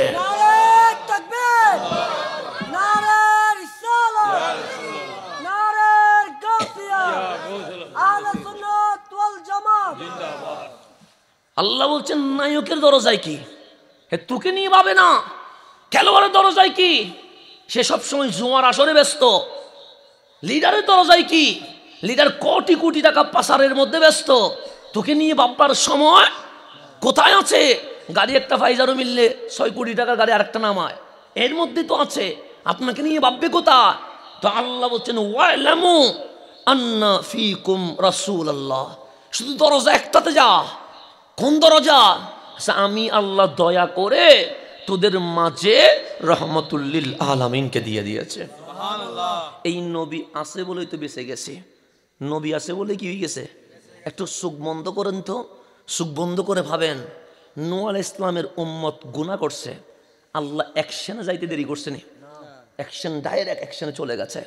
হযরতে মূসা আলাইহিস সালামের উম্মত গুনাহ করছে, আল্লাহ নীল নদ আর আরব ভূমধ্য সাগরের মাঝখানে মারাজাল বাহরাইনি ইয়ালতাকিয়ান, ওই জায়গায় সুবাইয়া মারছে। লূত আলাইহিস ইসলামের উম্মত গুনাহ করছে, আল্লাহ বললেন লূত আপনি সরে যান, আমি জেজ জবর করে ফেলবো। আল্লাহ ডাইরেক্ট জেজ জবর করে ফেলছে। ঈসা আলাইহিস ইসলামের উম্মত গুনাহ করছে, আল্লাহ বলেন ঈসা আপনাকে আমি চতুর্থ আসমানে তুলে নিচ্ছি, বাকিটা আমি আল্লাহ অ্যাকশনে যাচ্ছি। উম্মত গুনাহ করতে দেরি, আল্লাহ নবী রাসূলকে সেফ জোনে সরায়া আযাব দিতে একটা মুহূর্ত দেরি করে নাই। এখন আপনি নিজের মধ্যে নিয়ে আসেন, কিরে আমি সিনেমা দেখলাম, আমার কাছে তো কিন্তু আযাব আসে নাই। আমি হাত দিয়ে মানুষের থাপ্পড় দিলাম, কই আযাব তো আসে নাই। আমি পা দিয়ে কত গুনার কাছে গেলাম, কই আযাব তো আসে নাই। আমি তো কত গীবত করলাম, কই আযাব তো আসে নাই। আমি তো মানুষের ক্ষতি করলাম, আযাব তো আসে নাই।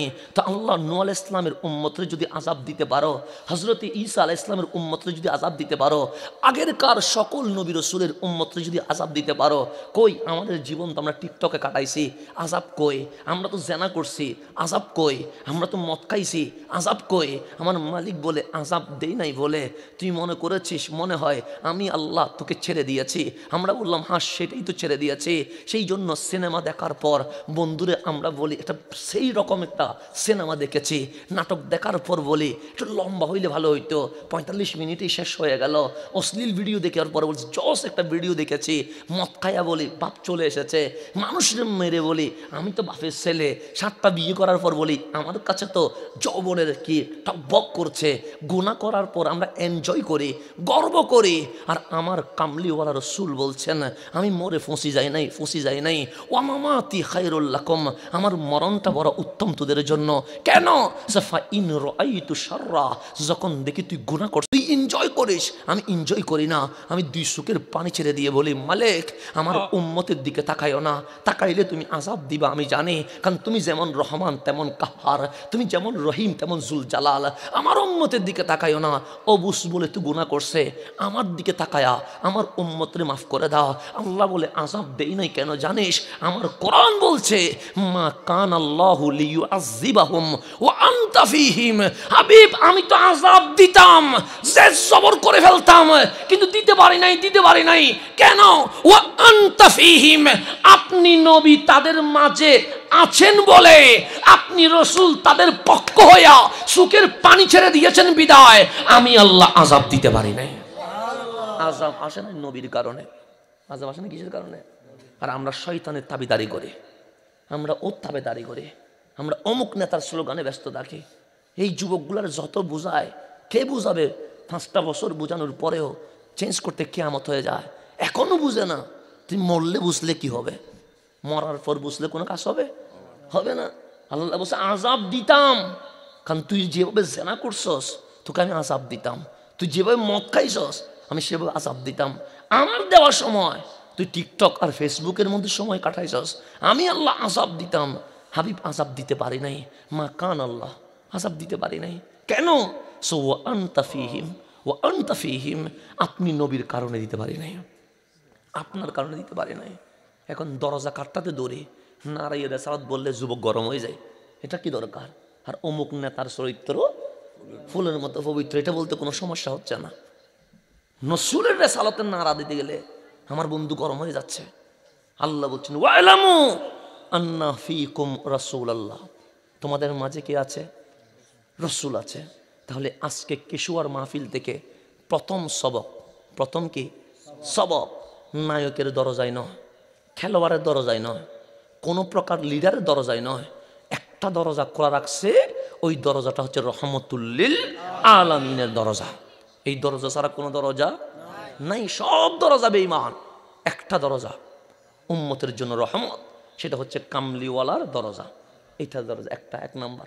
2 নম্বর, আমার আল্লাহ বলছেন তুমি অমুক তমুকের স্লোগান না দিয়া ফাজকুরুনি, আমি আল্লাহর জিকির করো।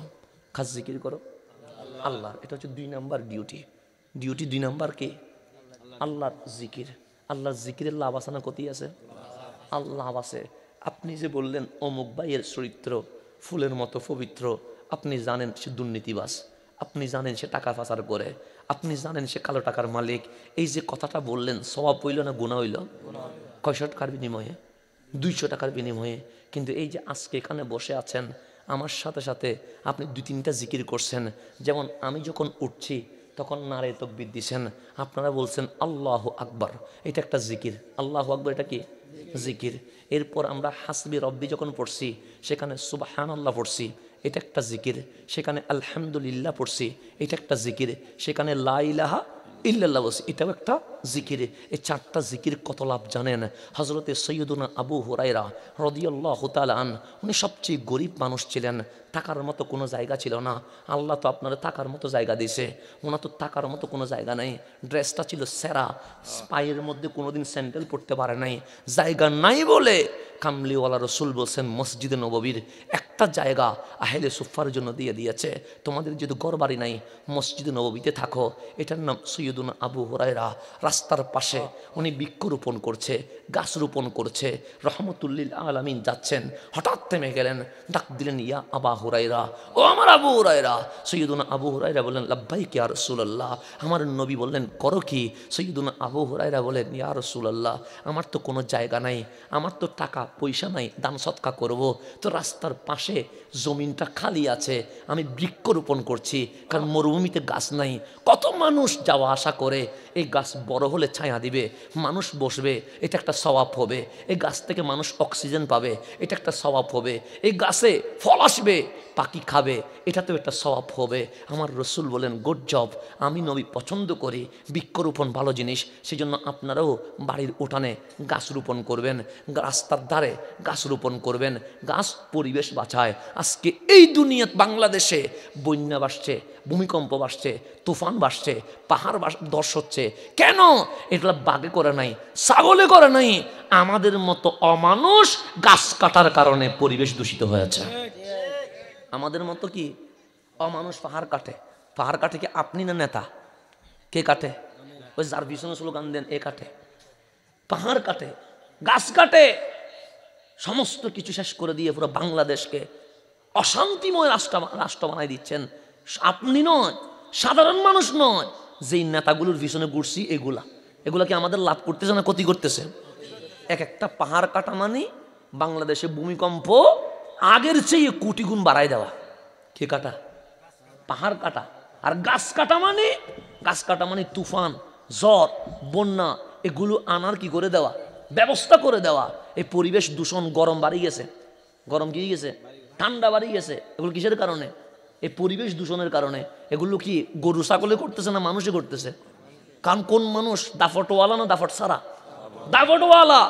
বিন্দু মাত্র যদি ওদের কলবে দেশপ্রেম থাকতো, কি প্রেম, দেশপ্রেম, সবগুলো তখন টুপি দিয়ে আদিশা হয়ে গেছে। এগুলো যদি বিন্দু মাত্র কি থাকতো, দেশপ্রেম থাকতো, এগুলো এই দেশের এত বড় ক্ষতি করতে পারত? পাহাড় কাটি, গাছ কাটি, কাদের পিছনে ঘুরতেছে? ওরা তো আমাদের দেশের ভালোই কামনা করে না, পাহাড় কেটে ফেলতেছে। কেন? সে তো আমেরিকা বাড়ি বানাইছে। মালয়েশিয়ায় গিয়ে দেখলাম সেকেন্ড হোমের মালিক সবচেয়ে বেশি বাঙালি, সবচেয়ে বেশি বাঙালি সেকেন্ড হোমের, সবগুলো বাড়ি বানিয়ে রাখছে। তো এখন অবশ্য বাংলাদেশ বাসে গেলে বাড়ি যাক না, সমস্যা কি? আমি তো 3000 কোটি টাকা কি করে ফেলছি, প্রেসার করে ফেলছি, বিল্ডিং তো বানাই ফেলছি। আপনারা নিয়ে ভাববে কেন? সে আমাকে নিয়ে ভাববে কেন? আর আমরা তাদের পিছনে ঘুরে ঘুরে ঘুরে ঘুরে আমাদের গুরুত্বপূর্ণ সময়, কোটি টাকা দিয়ে যে 1 মিনিট কেনা যাবে না, সেই সময়টা তাদের পিছনে চোর বাটফারের পিছনে কি করে খরচ করে। আল্লাহর জন্য আমার ভাইদেরকে বুঝার তৌফিক দান করে।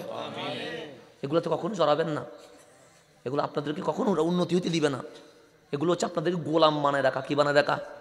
আজীবন গোলাম বানায় রাখবে। শিক্ষা করতে মানুষ ওরা বিদেশে পাঠায়া ওদের ছেলেদেরকে কি বানায়? শিক্ষিত বানায়। আর আমার দেশের চিটাগং, ঢাকা ইউনিভার্সিটির ছেলেদেরকে রাজনীতিতে আনি তাদের গোলাম বানায়া পুরা ভবিষ্যৎ অন্ধকার করে দেয়। কথা ঠিক না? খেয়াল করে দেখেন, আমার ঘরের ছেলেগুলো তাদের পিছনে ঘুরি ঘুরি অনার্স মাস্টার্স করার পর চাকরি নেই। চাকরি আছে? নাই। সরকারি দল থাকলে 200 টাকা 200 টাকা করে পায়। বিরোধী দল গেলে নেতা তো চলে গেছে কোথায়? বিদেশে, ইতে মধ্যে কোথায় জেলখানার মধ্যে ফুঁসতে থাকে। এছাড়া কিছু আছে? পুরা বাংলাদেশকে নষ্ট করে দিছে, পুরা বাংলাদেশকে, দুর্নীতিবাজগুলো পুরা বাংলাদেশ শেষ করে দিছে। সেই জন্য ওদের পক্ষে কোনোদিন স্লোগান দেওয়া যাবে। আপনি অনেক বড় কদরওয়ালা মায়ের কাছে, আপনি অনেক বড় গুরুত্বপূর্ণ বাবার কাছে, তাদের পিছনে দূরেন কেন? আপনার দাম কত আপনার মায়ের কাছে জানেন? আপনার মা আপনার জন্য একটা নিঃশ্বাসে জান কুরবান করতে রাজি আছে, আছে না? আপনার বাবা আপনার জন্য ওরা নিজের ভবিষ্যৎ নষ্ট করতে রাজি আছে। আপনি আপনার মা বাবা ছাড়া ওর পিছনে দূরছেন কেন? ও আপনাকে কি করবে? ও পাহাড় কাটে, ও গাছ কাটে, ও আমার দেশের টাকা বিদেশে পাচার করে। যার কাছে বিন্দু মাত্র দেশপ্রেম নাই, তার কাছে আপনার প্রেম থাকবে, আমার প্রেম থাকবে? তো কি কার পিছনে ঘুরে আল্লাহ জানে। রব্বুল আলামিন আমাদেরকে বুঝার তৌফিক দান করুক। এখন আসেন, আমি খাস বাংলায় কথাগুলো বলতেছি ইলেকশনের সময়। কেন? হক কথা বলতে হবে। হক কথা না বলে কোনো উপায়, কারণ আমার কোরআন বলছে তোমাকে হক বলতে, লা তালবিসুল হাক্কা বিল বাতিল। কোরআন বলছে ওয়া তাকতুমুল হাক্কা ওয়া আনতুম তা'লামুন, জেনে শুনে হক গোপন করা, এটা হচ্ছে সবচেয়ে বড় মুনাফিক। জেনে শুনে কি গোপন করা? হক গোপন করা, এটা হচ্ছে সবচেয়ে বড় মুনাফিক। তা আমি যেটা হক দেখতেছি আমার সেটা বলতে হবে কি হবে না? হবে। আল্লাহ বলছে লা তালবিসুল হাক্কা বিল বাতিল, হককে বাতিলের সাথে কখনো কি করিও না, মিশ্রণ করিও না। ওয়া তাকতুমুল হাক্কা ওয়া আনতুম তা'লামুন, জেনে শুনে হক কখনো গোপন করবে। এখন আসেন একটু সামনের দিকে, যেটা গভীরভাবে খেয়াল করবেন। তাহলে 1 নম্বর ডিউটি, আমরা হব নবীর। আমরা হব কার? স্লোগান চলবে নবীর। স্লোগান চলবে কি? ব্যানার উঠবে নবীর, কথা চলবে নবীর, সব কিছু চলবে নবীর। যার দরজায় গিয়ে বসবো ওই দরজাটা রহমতুল্লিল আলামিনের দরজা। সেই জন্য কোরআনের মধ্যে একটা সূরা আছে, নাম হচ্ছে সূরাতুল হুজরাত। আপনি হুজুরদেরকে জিজ্ঞেস করেন, সূরাতুল হুজরাত, হুজরাত মানে ঘর, হুজরাত মানে কামরা। কোন ঘরে যাবেন, কোন কামরায় যাবেন? আল্লাহ বলে তোর এমপি মন্ত্রীর কামরার কথা বলি নাই, সূরাতুল হুজরাত আমার নবীর ঘরের কথা বলছি। ওই ঘরের দরজায় দারোয়ান হয়ে দাঁড়িয়ে থাক, জীবনটা অনেক বড় উন্নতি শিখরে চলে যাবে। তাহলে 1 নম্বর আমরা হব নবীর। আমরা হব কার? তাহলে 2 নম্বর ফাজকুরুনি, আমরা জিকির করব কার? তো জিকিরে ফায়দা কি? হযরত সাইয়্যিদুনা আবু হুরায়রা বৃক্ষরোপণ করছে। কি রোপণ? বৃক্ষরোপণ ভালো কাজ। আপনারাও কি রোপণ করবেন? গাছ রোপণ করবেন, ঘরের উঠানে, রাস্তার পাশে, যেখানে পারেন সেখানে গাছ রোপণ। আমার রসুল খুশি হয়ে বললেন, আবু হুরায়রা তুমি চমৎকার কাজ করছো, কারণ এই গাছ ছায়া দিবে, এই গাছ অক্সিজেন দিবে, এই গাছ ফল দিবে। যতদিন গাছ বেঁচে থাকবে ততদিন সদকায়ে জারিয়ার সওয়াব তোমার আমলনামায় প্লাস হতে থাকবে। আমার রসুল বললেন, আবু হুরায়রা একটা কথা বলি। সৈয়দনা আবু হুরায়রা বলে, আমার নবী কথা বলবে আর আমি শুনবো না, এটা কি হতে পারে? একটা কেন? হাবিব বলেন না, আমার একটা ইচ্ছা আছে বলবো। সৈয়দনা আবু হুরায়রা বলেন না। আমার নবী বললেন, আবু হুরায়রা তুমি গাছ রোপণ করছো, আমি সাপোর্ট করছি, আরো বেশি রোপণ করো, এতে আমার কোনো সমস্যা নাই, কিন্তু আমার মন চায় আবু হুরায়রা নিজের হাত দিয়ে দুনিয়াতে বৃক্ষরোপণ করুক, আর আমার মন চাচ্ছে আল্লাহ যেন আবু হুরায়রার জন্য জান্নাতের বাগানে আল্লাহ যেন কুদরতি হাত দিয়ে বৃক্ষরোপণ করে। এটা কার মন চাচ্ছে? নবীজির। সৈয়দুনা আবু হুরায়রা বললেন, ইয়া রাসূলুল্লাহ জান্নাতের বৃক্ষ তো এটা তো আরো দামি, এটা যদি হয় এটা আমার জন্য খুশনসিব হবে। তা আমার রসুল বললেন, আমার মুখে মুখে বলতে পারবা? সৈয়দুনা আবু হুরায়রা বলেন, অবশ্যই বলতে পারবো। তো আপনারাও আমার মুখে মুখে বলেন, সুবহানাল্লাহ, আলহামদুলিল্লাহ, লা ইলাহা ইল্লাল্লাহ, আল্লাহু আকবার। কয়টা হইল? 4টা। সুবহানাল্লাহ 1টা, আলহামদুলিল্লাহ 2টা, লা ইলাহা ইল্লাল্লাহ 3টা, আল্লাহু আকবার 4টা। আমার রসুল বললেন, আবু হুরায়রা এই 4টা জিকির বলতে দেরি আমার মালিক তোমার নামে জান্নাতের বাগানে 4টা গাছ রোপণ করে দিয়েছে। তো আমিও বললাম, আপনারাও বললেন, বেশিক্ষণ লাগে নাই, 1 মিনিট হয়তো বা সময় লেগেছে। এই 1 মিনিটের ভিতরে কেশুয়ার এই মাহফিলে যতজন বলেছি, আমাদের প্রত্যেকের নামে আমার মালিক জান্নাতের বাগানে 60টা গাছ রোপণ করে দিয়েছে। তাহলে 1 নাম্বার ডিউটি হচ্ছে আমরা হব নবীর। আমরা হব কার? নবীর। আমাদের চুল থাকবে নবীর চুলের মতো, আমাদের কাপড় থাকবে নবীর কাপড়ের মতো, আমাদের হাঁটা থাকবে নবীর হাঁটার মতো, আমাদের আখলাক থাকবে নবীর আখলাকের মতো, আমাদের ঘুমানো থাকবে নবীর ঘুমানোর মতো। সেই জন্য বর্তমানে শুধু মায়ের উপর আসি, মায়ের উপর আসি। 200 কোটি মুসলমান, কিন্তু মুসলমানের সংখ্যা কুকুরের মতো বেশি হয়েছে। মায়ের খাওয়ার মধ্যে কয় নাম্বার? 1 নাম্বার। ইয়ামানে মারি খায়, সিরিয়ায় মারি খায়, ফিলিস্তিনে মারি খায়, ইরাকে মারি খায়, আফগানে মারি খায়, কিছুদিন পর বাংলাদেশেও মারি খাবো, ইন্ডিয়াতেও মারি খায়, চীনও মারি খায়। সব জায়গায় মায়ের উপর। কেন? উপরে মুসলমান, ভিতরে বেঈমান। আমার রাসূল বলছেন, সময় আসবে তোমরা মায়ের খাবে। সময় আসবে তোমরা কি খাবে? মায়ের খাইতে খাইতে দেওয়ালের সাথে ফিট লাগিয়ে যাবে। কি লাগিয়ে যাবে? তবে ফিলিস্তিন ওরা নিতে পারবে না, মসজিদ আকসা ওরা দখল করতে পারবে না। কেন? আল মাহদিউ মিন্নি, আখেরি জামানায় একজন ইমাম আসবে, মানুষ তারে মাহাদি বলবে। এই একজন ইমাম 1 দিনের ভিতরে পুরা বিশ্বে ইসলামের বিজয় নিয়ে আসবে। 200 কোটি বাড়া নাই, কয়জন আনবে? যে একজনে 200 কোটি আনছে। কয়জনে? কেন? মাহাদির চুলের স্টাইল কি নেইমারের মতো? না। কাপড় কি সালমান খানের মতো? প্যান্ট কি শাহরুখ খানের মতো? আমার সুজন না। আল মাহদিউ মিন্নি, মাহাদির চুল থেকে নখ পর্যন্ত পুরাটাই আমার সুন্নত রয়ে গেছে, পুরাটাই কামলিওয়ালার অবয়ব রয়ে গেছে। তো আল্লাহ বলে, মাহাদি তুমি উপরেও মুসলমান, ভেতরেও মুসলমান, কারণ তোমার চুলের কাটিং নবীর মতো, তোমার দাড়ি রসুলের মতো, তোমার কাপড় কামলিওয়ালার মতো, তোমার হাঁটা কামলিওয়ালার মতো, তোমার সিরত সুরতে যখন নবীর সুন্নত এসে গেছে, তুমি একজন মুমিনের মতো মুমিন হওয়ার কারণে অস্ত্র নয়, তরবারি নয়, বোমা নয়, আমি আল্লাহ তোমার পক্ষে আসি, আমি আল্লাহ তোমার বিজয় দিয়ে দিব। একজন দিয়ে বিজয়, কয়জন দিয়ে বিজয়? এই কোটি মানুষ দিয়ে কিছু হবে না। সেই জন্য আমি জীবনে কোনোদিন মাহফিলে কয়টা মানুষ হয়েছে এটা দেখি না। অনেক সময় মানুষ বেশি হলে মাহফিল কমিটি খুশি হয়, হ্যাঁ আমি মাহফিল দেখি না, আমি 2-3 জন মানুষ খুঁজি। কেন? দেখবেন আমি আবেগী কোনো কথা বলি না, বর্ষা দিয়ে লাভ নাই, আল্লাহ যেটা দিবে না সেটা আপনারা বলি কোনো লাভ আছে? তো সুতরাং আমি শুধু শুধু আবেগী কথা বলে লাভ কি? আল্লাহ যেটা দিবে না সেটা বলে কোনো লাভ আছে? কারণ আপনারা নিজেরা বলেন, কোরআনের চেয়ে বাড়াইয়া কিছু বলা যাবে? আপনি নামাজ পড়েন না, কি পড়েন না, কিন্তু মনে মনে জান্নাত চান, মনে মনে কি চান? কারণ আমি যদি বলি নামাজ না পড়লেও যুবক অসুবিধা নাই, আল্লাহ জান্নাত দিবে, দিবে? তো এই কথাটা কি সত্য না মিথ্যা? এই আবেগী কথা আমি আপনারা বলতে পারবো? এটা বলার কারণে আমার ইমান আছে। এরকম আমরা অনেক সময় আবেগী কথার ভিতরে ইমান চলে যাচ্ছে। কেন? আপনারা রাজি করার জন্য। আপনারাও যুবকরাও ইউটিউবে দেখেন, জানা করার পরেও কোন হুজুরে আমার জান্নাত দিবে, মদ খাওয়ার পরেও কোন হুজুরে, এরপর আমি তওবা করবো না, আমি এটাতে থাকবো, কিন্তু আমার কে জান্নাত দিবে? এখন হুজুর যে আপনারা জান্নাত দিচ্ছে, হুজুর নিজে জান্নাতে যাবেনি। তাই এগুলো কিসে যান, কিসে দূরেন, কি একটা খেলা হয়ে গেছে এখানে।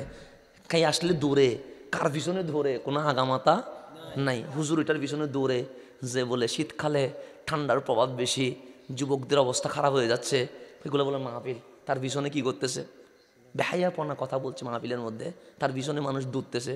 তুমি কোথায় যাচ্ছ, কি শুনছো, যেগুলোর সাথে কোরআনের কোনো কি নেই, সম্পর্ক নাই।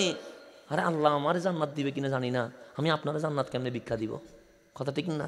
আর যুবক দৌড়ে, হুজুর এটা তো জান্নাত দিয়ে দেয়, আলহামদুলিল্লাহ। হুজুর গুনার বিরুদ্ধে কথা বলে না, হুজুর ব্রাজিলের বিরুদ্ধে কিছু বলে না, হুজুর আর্জেন্টিনার বিরুদ্ধে কিছু বলে না, হুজুর টিকটকের বিরুদ্ধে কিছু বলে না, হুজুর নায়কের বিরুদ্ধে কিছু বলে না। হুজুর তো বলবে না, কারণ হুজুরের দায়িত্ব হেদায়ত না, হুজুরের দায়িত্ব হচ্ছে ফ্যাকেট। কি ফ্যাকেট? হুজুর বলবে কেন? হুজুর তো এখান থেকে আর 2টা মাহফিল নেওয়ার দরকার, ফ্যাকেট দরকার। হুজুর কোরআনের কথা বলবে কেন? যুবকগুলো ওদের পিছনে দূরতে দূরতে পাগল হয়ে যাচ্ছে। আবেগী কথা, কি কথা? আবেগের সাথে ইসলামের কোনো কি নাই, সম্পর্ক নাই। গুনাহ করে যদি জান্নাতে যাওয়া যাইতো, সিদ্দিক আকবর গুনাহ করতো, কথা ঠিক না? ফারুক আজম সিনেমা দেখতো তো, উসমান জুন্নুরাইন ফিল্ম করতো, মাওলা আলী আপনাদের মতো গুনাহ করতো তো, করছেনি? সাহাবায়ে কেরাম গুনাহ করছে, আহলে বাইত গুনাহ করছে। আহলে বাইত যাদের শানে আয়াত নাজিল হয়েছে, ওনারা জীবনে গুনাহ করে নাই। এখন আমি বক্তা বলতেছি, যুবক নামাজ পড়ো নাই, টেনশন করো না, আমার মালিক রহমান তোমারে মাফ করে দিবে। তুমি রহমানটা দেখছো, তোমার মালিক রহমানের নিচে যে কাহার লিখে রাখছে এটা দেখো নাই? তোমার মালিক যে রহমানের নিচে কি লিখে রাখছে, কাহার লিখে রাখছে এটা দেখো নাই? তোমার মালিক যেভাবে জান্নাত বানাইছে, ওইভাবে জাহান্নাম একটা বানায় রাখছে, এটা দেখো নাই? হ্যাঁ, শুধু জান্নাতের মাহফিল করে, জাহান্নামের মাহফিল করে না। কেন?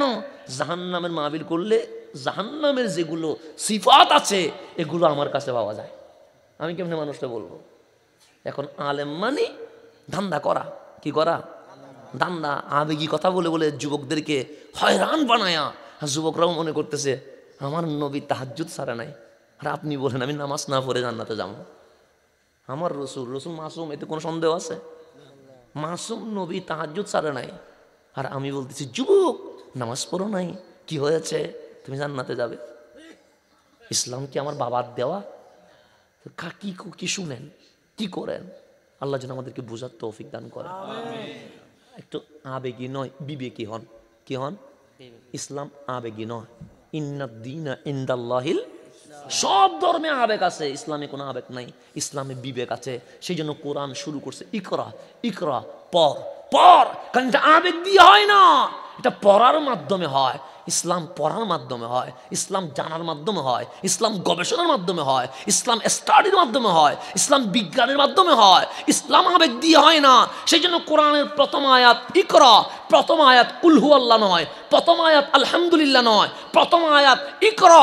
ইকরা, ও বান্দা তুই আনপড়, আবেগী মোল্লাদের পিছনে দৌড়াস না, কোরআনের হক আওয়াজ যারা দেয় তাদের পিছনে তোদেরকে দৌড়াইতে হবে। এখানে আবেগের কোন স্থান না, আবেগ লাগবে, আগে বিবেক লাগবে, বিবেকের সাথে জজবা আসবে। বিবেক ছাড়া জজবা ইসলামে এলাও না। জজবা মানে অনেক সময় পথভ্রষ্ট হয়ে যাবে, কিন্তু আবেগে বিবেকের সাথে যখন জজবা আসবে তখন পথভ্রষ্ট হওয়ার কোনো সুযোগ নাই। একটু গভীরভাবে খেয়াল করবেন, সাহাবায়ে কারাম আমার নবীকে ভালোবাসে কি বাসে না? এতে কোনো সন্দেহ আছে? কেমন ভালোবাসা, নবীর রক্ত মোবারক পান করে ফেলেছে, এটা জজবা।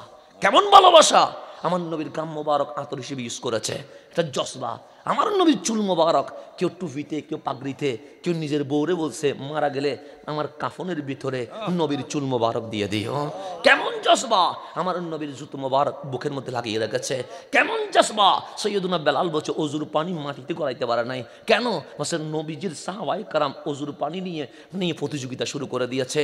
দেখেন জজবার মধ্যে কোনো বেশ কম আছে নাই। আপনি আমার ঘাম নিবেন না, কিন্তু রসুলের ঘাম সাহাবায়ে কারাম নিছে। কিন্তু দেখেন ওই জজবার মধ্যে বিবেক আছে বিদায় কোন সাহাবী আমার নবীকে সিজদা করে নাই। কি আছে? বিবেক আছে, বিবেক আছে, সেজন্য রসুলকে কি করে নাই? সিজদা করে নাই। দেখেন আপনি কি একটু গভীরভাবে খেয়াল করবেন, এখানে জজবাও আছে, এখানে বিবেকও আছে, এখানে লিমিট ক্রস করে নাই, লিমিটের ভিতরে আছে। জজবা যদি এলম সারা হয় তখন মানুষ দেখবেন ল্যান্ডা হয়ে বলবে আমি আল্লাহর ওলি। কি হয়ে বলবে? কাফর কুলি বলবে আমি আল্লাহর। তো কাফর করলে কি ওলি হয়? আমরা ওর পিছনে দৌড়ি, ওর পিছনে দৌড়ি। ওই জজবা এলম নাই, এলম আগে জজবা পরে।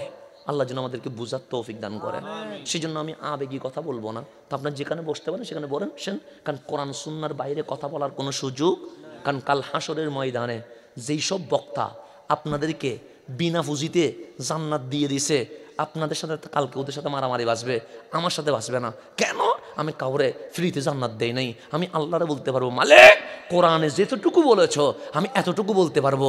আজকে পর্যন্ত নামাজ পড়েন নাই, আজকের মাহফিলে সুখের পানি ছেড়ে দিয়ে তওবা করে মরণ পর্যন্ত যদি ঠিক হয়ে যান, নামাজ পড়েন, মালিক আপনার গুনাহ মাফ করবে, আপনাকে জান্নাত দিবে, এটা বলতে পারবো। কিন্তু আপনাকে এটা বলতে পারবো না কন্টিনিউ নামাজ পড়বেন না, আল্লাহ আপনারা জান্নাত দিবে, এটা বলতে পারবো না। এটা বলার সুযোগ আছে নাই। তাহলে 2 নাম্বার আল্লাহ বলছেন ফাজকুরুনি, তোমরা কাজ জিকির করো। এখন জিকির কয়টা বললাম? এটা সুবহানাল্লাহ, আলহামদুলিল্লাহ, লা ইলাহা ইল্লাল্লাহ, আল্লাহু আকবার। আর একটা জিকির হচ্ছে দুরূদ শরীফ। কি জিকির? ফারুক আজম বলছেন কোন আমল প্রথম আসমান পর্যন্ত আটকে যায়, উপরে ওঠে না। কেন? তুমি দরুদ শরীফ যদি না পড়ো। দরুদ শরীফ এটা একটা জিকির, দরুদের মতো জিকির কোনো জিকির হয় না। 5 নম্বর দরুদ শরীফ। 6 নম্বর জিকির হচ্ছে বেশি বেশি ইস্তেগফার করা। বেশি বেশি কি করা? 3 নম্বর ডিউটি হচ্ছে ওয়াশকুরুলি। ওয়াশকুরু, শুকরিয়া আদায় করতে হবে কার? আল্লাহ। যেমন হুজুর এই বয়সে এখানে আসছে, আমি বলবো হুজুর আপনাকে শুকরিয়া, কারণ আপনি এই বয়সে আপনি মোনাজাত করার সময় আসলে হইতো, কিন্তু আপনি প্রথম থেকে এতক্ষণ বসে আছেন, সেই জন্য ধন্যবাদ দেওয়া দরকার আছে না? নাই আছে। তো এটা হচ্ছে শুকরিয়া। তো আল্লাহ বলছেন ফাশকুরুলি, শুকরিয়া আদায় করতে হবে কার?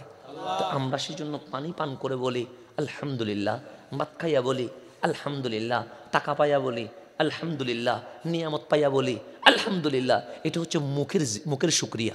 কিসের শুকরিয়া? এটা বাস্তব শুকরিয়া নয়, এটা জাস্ট ফর্মালিটি। না আপনি আমার কিছু দিলেন, আমি বললাম থ্যাংক ইউ, এটা হচ্ছে মুখের ফর্মালিটি রক্ষা করা। আমি রেস্টুরেন্টে গেলাম, খাবার আনলো, আমি বললাম কি থ্যাঙ্কস, তার মানে এটা ফর্মালিটি, এটা বাস্তব শুকরিয়া নয়। তো আমরা যে পানি ভাত খাইয়া আলহামদুলিল্লাহ বলি, হ্যাঁ এটাও বলবো, এটা হচ্ছে জাস্ট ফর্মালিটি। কিন্তু শুকরিয়ার স্টেপ হচ্ছে 3টা। কয়টা? মনে রাখবেন কয়টা? 1 নাম্বার শুকরিয়া। কয় নাম্বার শুকরিয়া? যেটা একদম সবচেয়ে নিম্ন, সবচেয়ে কি নিম্ন শুকরিয়া হচ্ছে মনে প্রাণে এই বিশ্বাস করা আমি যত নিয়ামত পাইছি সবগুলো আমার আল্লাহ দিছে। সবগুলো কে দিছে? আল্লাহ। এটা হচ্ছে 1 নাম্বার শুকরিয়া। আমি যত কিছু পাইছি সব দিছে কে? আল্লাহ। 2 নাম্বার মানে এটার চেয়ে একটু উপরের শুকরিয়া, আল্লাহ আমারে যা দিয়েছে আমি এগুলো গুনাতে ইউজ করব না। এটা কয় নাম্বার শুকরিয়া? একটু কঠিন। আল্লাহ যা দিছে আমি গুনাতে কি করব না, ব্যবহার করব। সুখ দিছে কে? এটা দিয়ে আমি সিনেমা দেখবো না। কান দিছে কে? এটা দিয়ে আমি গান শুনবো না। মুখ দিছে কে? এটা দিয়ে আমি গালি দিব না। হাত দিছে কে? আল্লাহ। এটা দিয়ে আমি থাপ্পড় দিব না। পা দিয়েছে কে? এটা দিয়ে আমি পার্কে যাব না। এটা কয় নাম্বার শুকরিয়া? সবচেয়ে কঠিন শুকরিয়া, লেভেল 3, স্টেপ 3। আল্লাহ আমারে যা দিছে আমি সবটাই আমার আল্লাহ এবং রসুলের জন্য ব্যয় করব। এটা হচ্ছে স্টেপ কত? 3। আমরা মাঝে মাঝে গান শুনি না? শুনি তো না? আচ্ছা, আমাদের চোখ একরকম, মুখ একরকম, কান আরেক রকম। দেখেন, কান দিয়ে সব কিছু শুনি, ফ্যাসাদ বাজে প্রথমে শোনা দিয়ে, যা শুনি এটার উপর রিয়াকশন হয় কি দিয়ে? মুখ দিয়ে। আপনি একটু খেয়াল করবেন কান, যেমন আমি হুজুরের কানটা দিয়ে দেখায়, এ দেখেন হুজুরের এটা কান, এদিকে ফিরে যান, হ্যাঁ হুজুর এটা কান আছে না? এটা কারো হুজুরের কান আর কি। হুজুর এটা দিয়ে কি করে? শোনে। দেখেন আল্লাহ কানের মধ্যে কি মেসেজ দিয়েছে। এই যে এটা, এটা আলিফ, এটা কি? এটা লাম, এটা লাম। তাহলে আলিফ লাম লাম, এটা হা, তার মানে কি? আল্লাহ। কানের মধ্যে আল্লাহ ডাইরেক্ট আল্লাহ শব্দ বসায়া আপনাকে মেসেজ দিচ্ছে, কান দিয়ে গান নাচ এগুলো শুনিস না, এ কান দিয়ে শুধু মাওলার জিকিরই শুনতে থাকবে। সেজন্য কানের মধ্যে আল্লাহ কি বসায় রাখছে? আল্লাহ বসায় রাখছে ডাইরেক্ট। কিন্তু আপনি জীবনে কোনোদিন খেয়ালই করেন নাই কানের মধ্যে মালিক কি বসাইছে। কারণ কান দিয়ে আপনি শুনবেন, এখান থেকে জানা হয়, কান দিয়ে গালি বের হয়। কারণ শোনার উপর রিয়াকশন, শোনার উপর কি? একটা খারাপ গান শুনলে তখন জানা করার জন্য কি হয়? মনোভাব হয়। কারো মেয়ের কণ্ঠ শুনলে তখন পাপ করার মনোবাসনা জাগে। কান সকল গুনার প্রথম মূল স্টেপ। সেই জন্য আল্লাহ কান বরাবর আল্লাহ শিলটা লাগাই দিছে। বান্দা, এ কান দিয়ে জীবনে কারো কথা শুনিস না, কারো গান শুনিস না, কোনো কিছু শুনিস না, তুই মাওলার জিকির শুনতে থাক। কারণ জিকির যখন কান দিয়ে ঢুকবে, মন দিয়ে অটোমেটিক মাওলার জিকির বের হবে। মাওলার জিকির যখন মুখ দিয়ে বের হবে, অন্তরে অটোমেটিক জিকির শুরু হয়ে যাবে। বান্দা যখন মালিকের হয়ে যাবে, এমন অবস্থা হবে হাত্তা উহিব্বাহু, আমি আল্লাহ আল্লাহ হইয়া বান্দার প্রেমে পড়ে যাব। বান্দা আমার, আমি বান্দার। তখন এমন অবস্থা হবে, চুক বান্দার, বান্দার চুক আর বান্দার নাই, সেটা মালিকের হয়ে গেছে। কানটা বান্দার, কানটার মাথার নাই, সেটা আমি মালিকের হয়েছে। হাতটা তার নাই, তা আমার হয়ে গেছে। পাটার তার নাই, পাটা আমার হয়ে গেছে। জমান এমন দামি হয়ে গেছে, এটা বলতে দেরি, ডিমান্ড করতে দেরি, আমি মালিক, তার কথা শুনতে 1 সেকেন্ড দেরি করি না। এটা কান দিয়ে দেখেন, কান দিয়ে মালিক আপনার কি মেসেজ দিয়েছে আর আমরা কি শুনি। এই কান দিয়ে মালিক মেসেজ দিয়েছে। আল্লাহ যেন আমাদেরকে বুঝার তৌফিক দান করে। তাহলে স্টেপ 3 হচ্ছে আল্লাহ যা দিছে সব আল্লাহ এবং এই আল্লাহ এবং রসুলের জন্য সব দিতে পারা, এটাকে মুমিন বলে। এটাকে কি বলে? এতক্ষণ ঘুরাচ্ছে যে আপনাকে এটা বোঝানোর জন্য, সব দিতে পারা এটাকে কি বলে। এখন একটু গভীরভাবে খেয়াল করবেন, কথা শেষ। আমি আজকে মুনাফিকের এটা যদি কখনো আসি আবার দিবেন, আমার কথা শেষ। একটু গভীরভাবে খেয়াল করবেন। সাহাবায়ে কারাম সকলেই হক, এতে কোনো সন্দেহ আছে?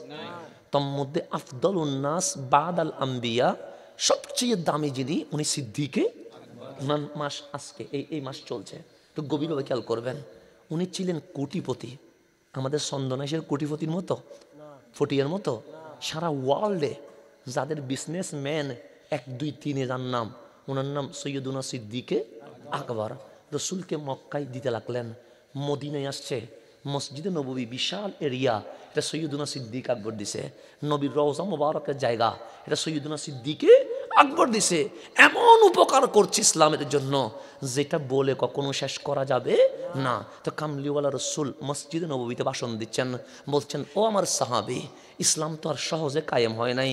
আমরা ইসলাম দিয়ে ব্যবসা করি, আমরা ইসলাম দিয়ে মানুষের টাকা মারি, কিন্তু ইসলাম তো সহজে আসে নাই। সেই জন্য আপনারা মাহফিলকে মাঝে মাঝে কৌতুক বানান, মাঝে মাঝে ফ্যাকেস বানান, মাঝে মাঝে কিচ্ছা কাহিনী, মিথ্যা কাহিনী ভরপুর বসাইয়া দেন, এগুলোর নাম মাহফিল দেন। আপনারাও খুশি হন, কারণ যে যত হাসাইতে পারে তার ডিমান্ড তত বেশি, যে যত আসগবি কথা বলতে পারে তার ডিমান্ড তত বেশি। কারণ যুবকদের এটা চাহিদা যে হুজুর আসে একটু সম্মান বলবে, হুজুর আসে একটু মিথ্যা কাহিনী বলবে, হুজুর আসে একটু অমুকের ঘরের ডেক্সির কি হয়েছে, অমুকের বাপ কি করছে, এগুলো বলবে। এই মাহফিলটাকে একটা তামাশা বানাই ফেলছেন। ইসলাম তো আর হাসি দিয়ে আসা নাই, ইসলাম তো তামাশা দিয়ে আসা নাই, ইসলাম তো সাহাবায়ে কেরামের রক্ত দিয়ে আসছে। কি দিয়ে আসছে? এই মস্কারি যে করছি এগুলোর জন্য মায়ের কারে কয়, প্রথম মায়ের কাবে মাহফিল কমিটি, আমার মায়ের কাবে শ্রোতা। শ্রোতা ওকে ডিমান্ড করছে কেন? কারণ কেউ বাদ যাওয়ার কোনো সুযোগ। আমার নবী যদি ধরে যে ইসলাম নিয়ে মস্কারি করার অধিকার তোকে কে দিছে, উত্তর দিতে পারবে? হ্যাঁ, আমরা বলি রাত 12টা বেজে গেছে, মানুষের একটু ঘুম আসতেছে, সেজন্য একটু জমানোর জন্য এগুলো বলি আর কি। আমার নবী রাত 12টার উপরে তাহাজ্জুদ পড়ছে কি বলে নাই? আমার নবী জমানোর জন্য কোন শান বলছে? কথা ঠিক না? সিদ্দিক আকবর কি বলছে?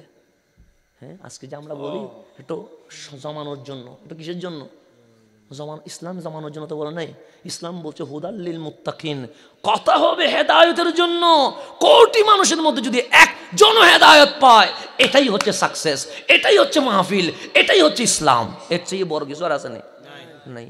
এগুলো বললে, হক কথা বললে অনেক সময় অনেকে রাগ করে ফেলবে। রাগ করলেও বলতে হবে, কারণ সমাজ চেঞ্জ করতে হবে। আমাকে দাওয়াত দেন আর না দেন, কিন্তু আমাকে হকের আওয়াজ দিয়ে যেতে হবে। একটু গভীরভাবে খেয়াল করবেন। সৈয়দুনা সিদ্দিকে আকবরের কথা বলছি। আমার রসুল বলেন, ইসলাম তো সহজে আসে নাই, ইসলাম তো মস্কারি দিয়ে আসে নাই, ইসলাম তো তালবাহানা করে আসে নাই। সাহাবী, তোমাদের রক্তের উপর ইসলাম, তোমাদের জানের উপর ইসলাম, তোমাদের মালের উপর ইসলাম, তোমাদের পরিবারের উপর ইসলাম। তোমরা সবাই ইসলামের জন্য অবদান রেখেছ। কেউ জান দিয়েছ, কেউ মাল দিয়েছ, কেউ পরিবার দিয়েছ। প্রত্যেকের দান ইসলামের উপকারে এসেছে। প্রত্যেকের জান কোথায় আসছে?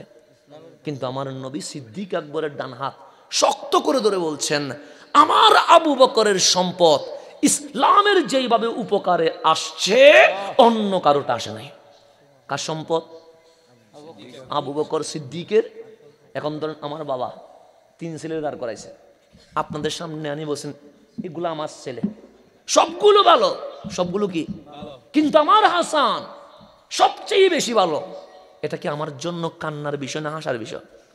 হাসার বিষয়, কারণ এটার চেয়ে বড় নিয়ামত আর আমার বাবা 3 জনকে ভালো বলছে, আমার মধ্যে আমাকে কি বলছে?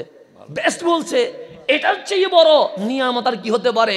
তো আমার রসুল 16 লক্ষ সাহাবী সবাইকে ধন্যবাদ দিছে, সবাইরে মুবারকবাদ দিছে, সবার উপকারকে মনে করছে। কিন্তু আমার নবী বললেন 1 নম্বরে আমার আবু বকর। আমার আবু বকরের সম্পদ যেভাবে ইসলামের উপকারে লেগেছে অন্য কারো সম্পদ সেইভাবে লাগে নাই। এই কথা শুনে সিদ্দিক আকবর হাসবে না কাঁদবে? হাসবে। কিন্তু উনি বাচ্চা আবু বকর, সিদ্দিক আকবর বাচ্চার মতো কাঁদছে। আমার রসুল ডাক দিয়ে বললেন, আবু বকর, আমার বিপদের ছাতির নাম তুমি আবু বকর, আমার ছায়ার নাম তুমি আবু বকর, আমার গার হেরাই সঙ্গীর নাম তুমি আবু বকর, আমার রওজার সাথীর নাম তুমি আবু বকর, আমার জান্নাতের সঙ্গীর নাম তুমি আবু বকর। তুমি আবু বকর আমার উপর যে এহসান করেছো সেরকম এহসান আর কেউ করতে পারে নাই। আজকে আমি সবার সামনে স্বীকৃতি দিয়ে দিলাম, আমার আবু বকরের সম্পদ যেইভাবে ইসলামের উপকারে লেগেছে অন্য কারোটা তেমন লাগে নাই। কিন্তু সিদ্দিক কাঁদছে। আমার রসুল বলছেন, কাঁদছো কেন? তখন আবু বকর সিদ্দিক রাদিয়াল্লাহু তাআলা বলছেন, ইয়া রাসূলুল্লাহ, আবার বলেন। আমার নবী বললেন, আমি বলেছি আবু বকরের সম্পদ ইসলামের যে উপকারে লেগেছে অন্য কারোটা লাগে নাই। সিদ্দিক বলে, সেই জন্যই তো কাঁদছি। আমার রসুল বলেন, কোন জন্য কাঁদছো? সেই যে বললেন আবু বকরের সম্পদ, আবু বকরের সম্পদ। কেন বললেন আবু বকরের সম্পদ? আমি আবু বকর তো আপনার কদমে যেদিন কালিমা পড়েছি সেদিন তো আমি আর আমার নাই, আমি তো রসুলের হয়ে গেছি, আমার পরিবার রসুলের হয়ে গেছে, আমার সম্পদ রসুলের হয়ে গেছে, আমার নিঃশ্বাস রসুলের হয়ে গেছে। আপনি বললেন আবু বকরের সম্পদ, আবু বকরের সম্পদ বলাতেই আমি রাগ করেছি। এখানে আবু বকরের সম্পদ ইসলামের কোনো কাজে লাগে নাই, আমার নবীর সম্পদ আমার নবীর ইসলামের জন্য খরচ করা হয়েছে।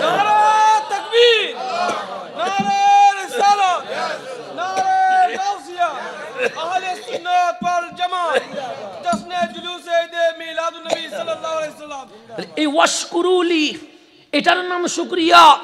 আবু বকর বলছে, আমার আমিত্ব বলতে আর কিছুই নাই, আমি নবীর হয়ে গেছি, আমার পরিবার বলতে কিছুই নাই, রসুলের হয়ে গেছে, আমার সম্পদ বলে কিছুই নাই, সবগুলো কার হয়ে গেছে? রসুলের হয়ে গেছে।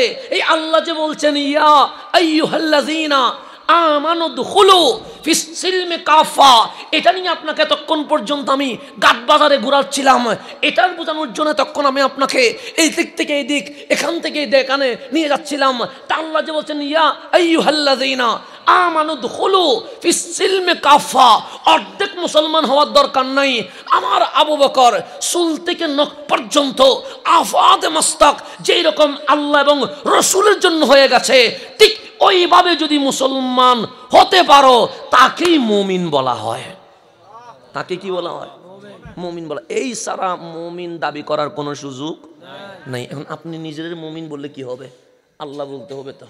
সেই জন্যই আল্লাহ বলছে ইয়া আইয়ুহাল্লাযীনা আমানু আমিনু বিল্লাহ। আবার বলতেছে ঈমান আন আল্লাহর উপর।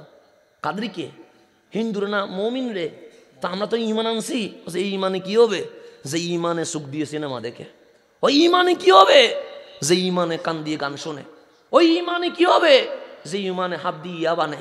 ওই ঈমানে কি হবে? যে ঈমানে ফাঁদি লাথি মারে। ওই ঈমান দিয়ে কি হবে? আল্লাহ বলে আবার ঈমান আন ইয়া আইয়ুহাল্লাযীনা আমানু আমিনু বিল্লাহ। আবার ঈমান আন। কেন?